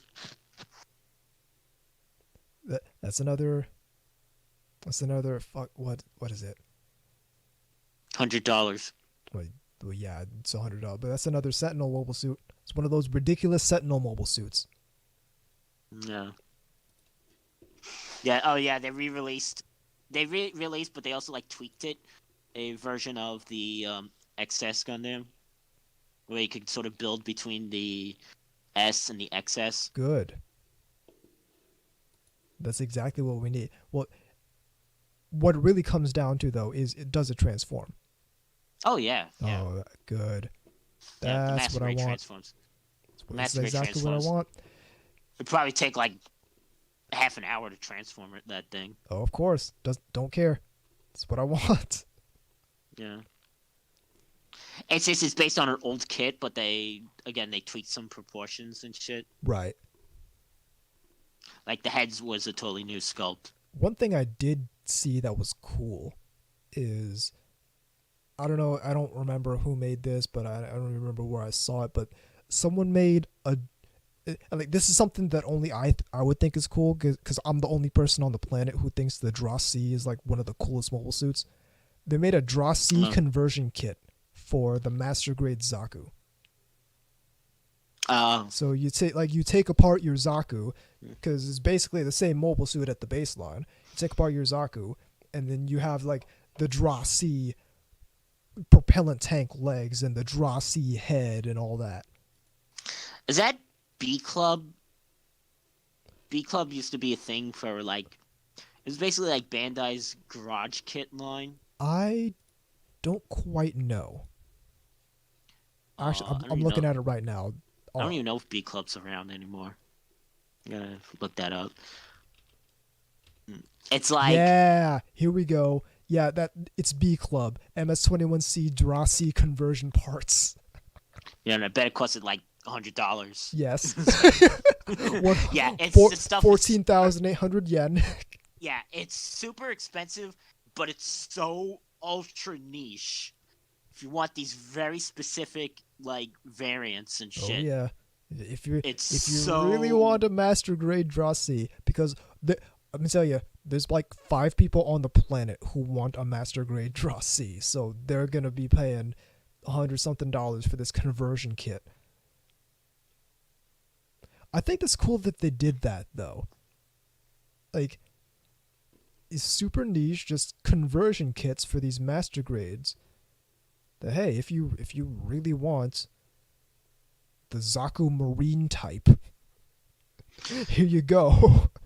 You know, speaking of Xeon, I still want, even though I kind of don't buy Robot Tamashi anymore, I'm still kicking. I still want the Camphor. I don't blame you. It's a really nice mobile suit. I just need to go. I need to go back to my parents' house because when I moved out, I took almost all of my Gunpla and broke them down into like, oh, okay, arms, legs, heads, torsos, weapons and option parts, and I put them all in like separate boxes. So there's a box full of legs and arms, a box full of heads, torsos, a box full of like wing binders and backpacks and all that. I need to go back and get that so I can start kit bashing. I made a really nice kit bash of. I had the high grade EXS from Sentinel, and I took the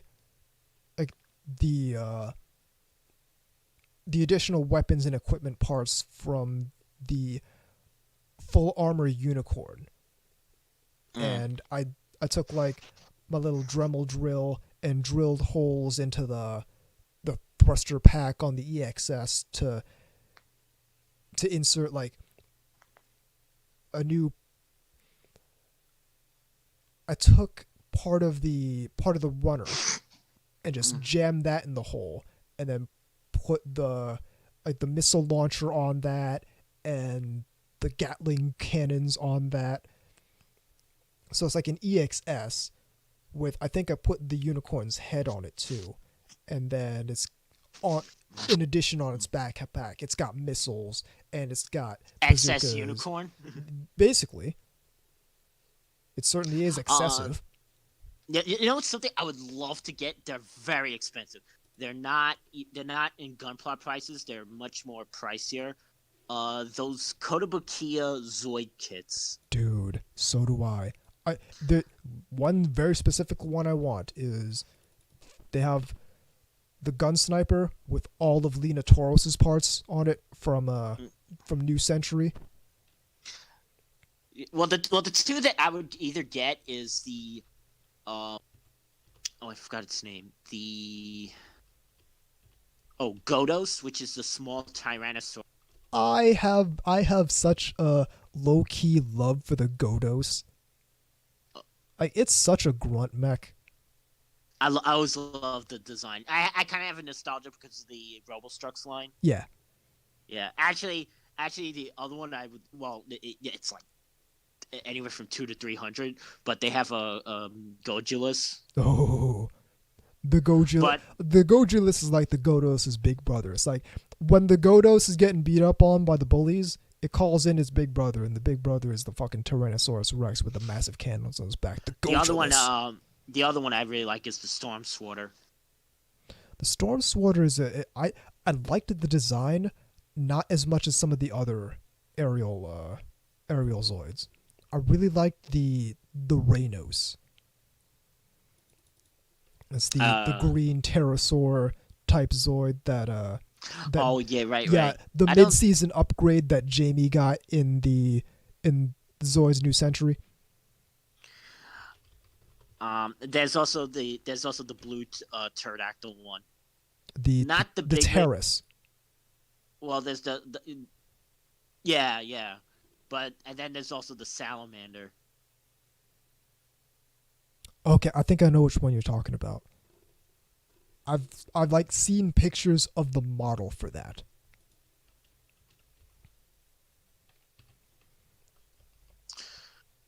I had a I used to be all about Zoids. Like Zoids got me into model kits. Like I had the base level gun sniper. I had the cannon tortoise.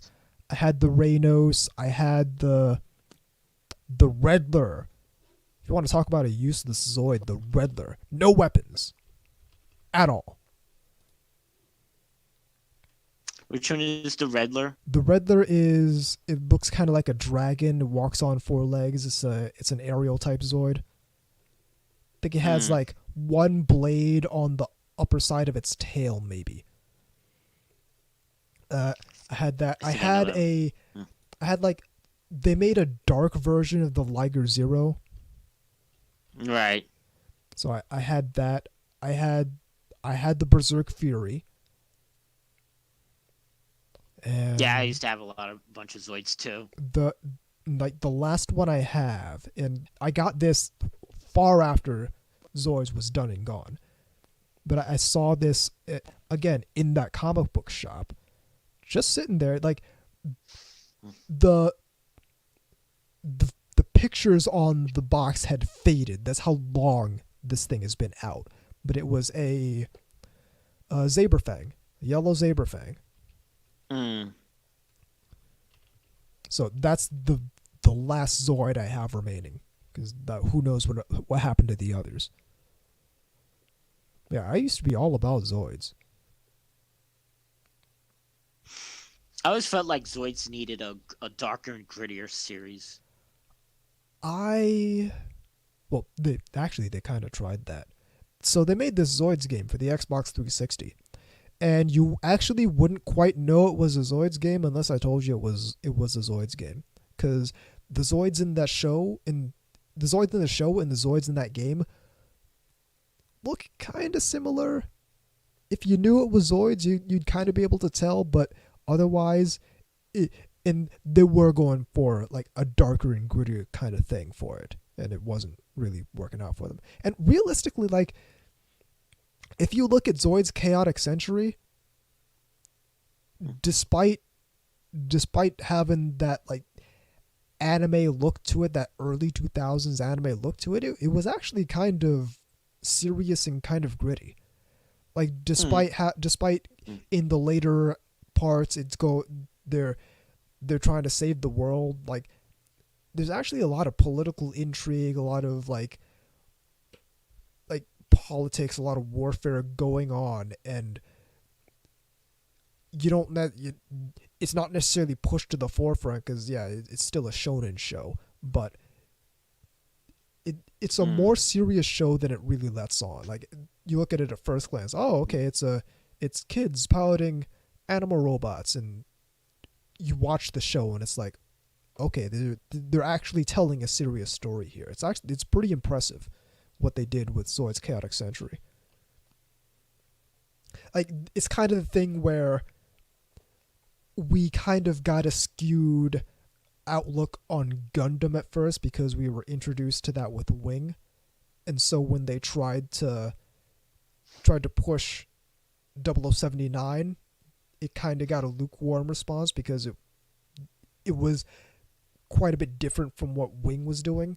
I think something similar happened with Zoids, where we got introduced with New Century and Zero, and it's like, okay, it's kind of a weird battle of the week fighting anime with animal robots, and then we got into Chaotic Century and Guardian Form, so it was like, okay, this is actually kind of serious.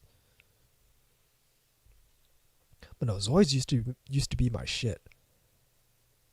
Like, if I could find some of these old Zoid models, I'd probably buy them, depending on which one it is. Like, I would get another like Cannon Tortoise because that one's simple.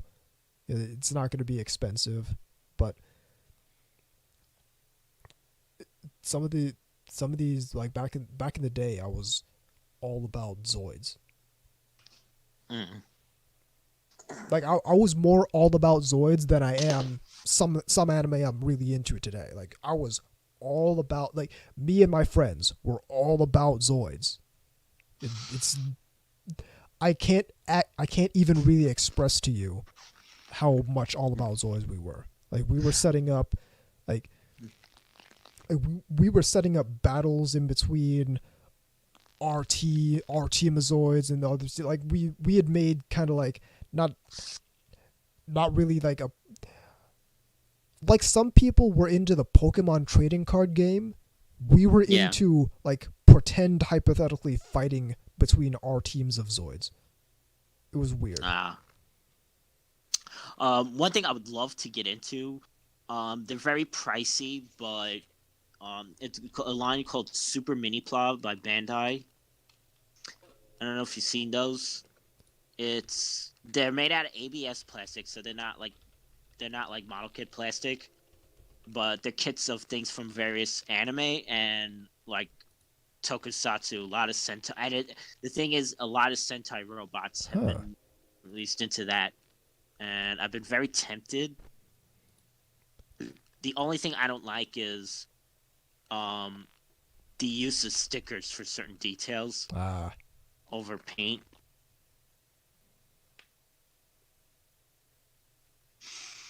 The newer ones seem better, but I've seen everything from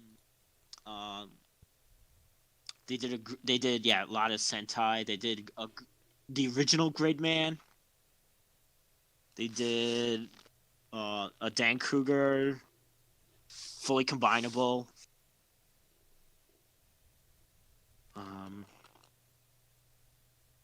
They did a Combatler V. Naturally.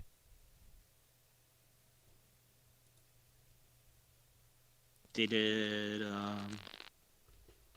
trying to think. But yeah, a lot of interest in that. But they're also very expensive. It's not a cheap thing to, but it would be something I would be likely to try out maybe. Naturally. If I could. Say, I don't know what to try out anymore because I'm trying to save money. Right now, I just want to focus on my Nendoroids. Yeah. So a lot of this is just hypothetical. Yeah, I haven't even been buying a whole lot of figures myself. But it's nothing wrong with wanting stuff. Oh, absolutely. Like if I can find it for a reasonable price, I might actually get that. You showed me the 1/8 scale bunny girl figure of the M1918 from Girls Frontline. Right. I might get that if I can find it. Yeah, I want that, man. There's some Idolmaster statues, man, I would love to get. I have this really nice one of, who are the characters? Kirari and Anzu. Yes, I know which one you're talking about. Yeah, it's like $200, but I'm so happy I got it. It's such a nice figure. I have a Kotobukiya's. I have both Anzu and Kaneko. I actually have a nice of Madoka from Madoka Magica. Got that one back in the day.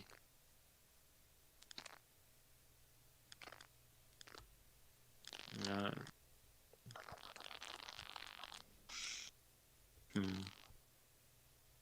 right. In any case, I think we can wrap that up.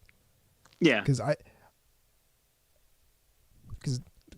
of course, we can go all day with all the cool shit we have, but Yeah. at the end of the day, I think I'm just Oh, I also have a shelf of I haven't bought any in 10 years, but I still keep them on the shelf of Reveltech. I had what hat? It's somewhere. I don't know where it is. I have one Reveltech of Asuka. Yeah, the line was really like great for the 2000s. They were very cheap for Japanese toys. They were like $20 to $30. Now they're really expensive, but I feel like that they're kind of outdated now. They are, and like I'm not the kind of like I don't buy a whole lot of action figures of robots. I prefer model kits of robots. See, I'm actually the opposite. I'm to the action figures. I only buy model kits of stuff that hasn't been released as, or if it's a suit that I really like, and I get the model kit version also. Yeah, I will buy well, not even really, because I said I'll buy action figures of anime girls on occasion, but not even really. Most of that is just, okay, I'm buying the Figma so I can have her hold one of these little armory guns. Mm. But yeah, I do expect to get more into the thing. There are some little armory things that I do want to pick up. Little Armory's been doing a great job at like keeping that line going. They've been coming out with new stuff faster than I can keep up with it. So there's definitely a lot of stuff in that line that I'm looking forward to buying. But that is indeed the show. Yes. The email address is ntrradio@gmail.com. The website is ntrradio.net. VZ stuff is at vzmk2moemekagatai.wordpress.com. ThebigbookofIdols.com is VZ's art book. Speaking of, like, if we're talking about rare stuff, I own the one and only prototype of the first version of the Big Book of Idols. Yeah. So go to that website for details on that. Also does the designs for the shirts, which you can find at iyashike.moe/store. Iyashike.moe being my otaku lifestyle and con culture blog. So you can find that at iyashike.moe. Otaku Midnight, the Bakugaijin Show, and Asobi FM are all excellent podcasts you should listen to. Also hit up the Geeky Panda stuff at thegeekypanda.net. At TAnubis on Twitter is me. At VZMK2 on Twitter is VZ. At NTR_radio on Twitter is the show. I'm Tom Enforcer Anubis. And I'm VZ Mark II. And even though we failed to buy the $300 Macross Plus Blu-ray Laserdisc,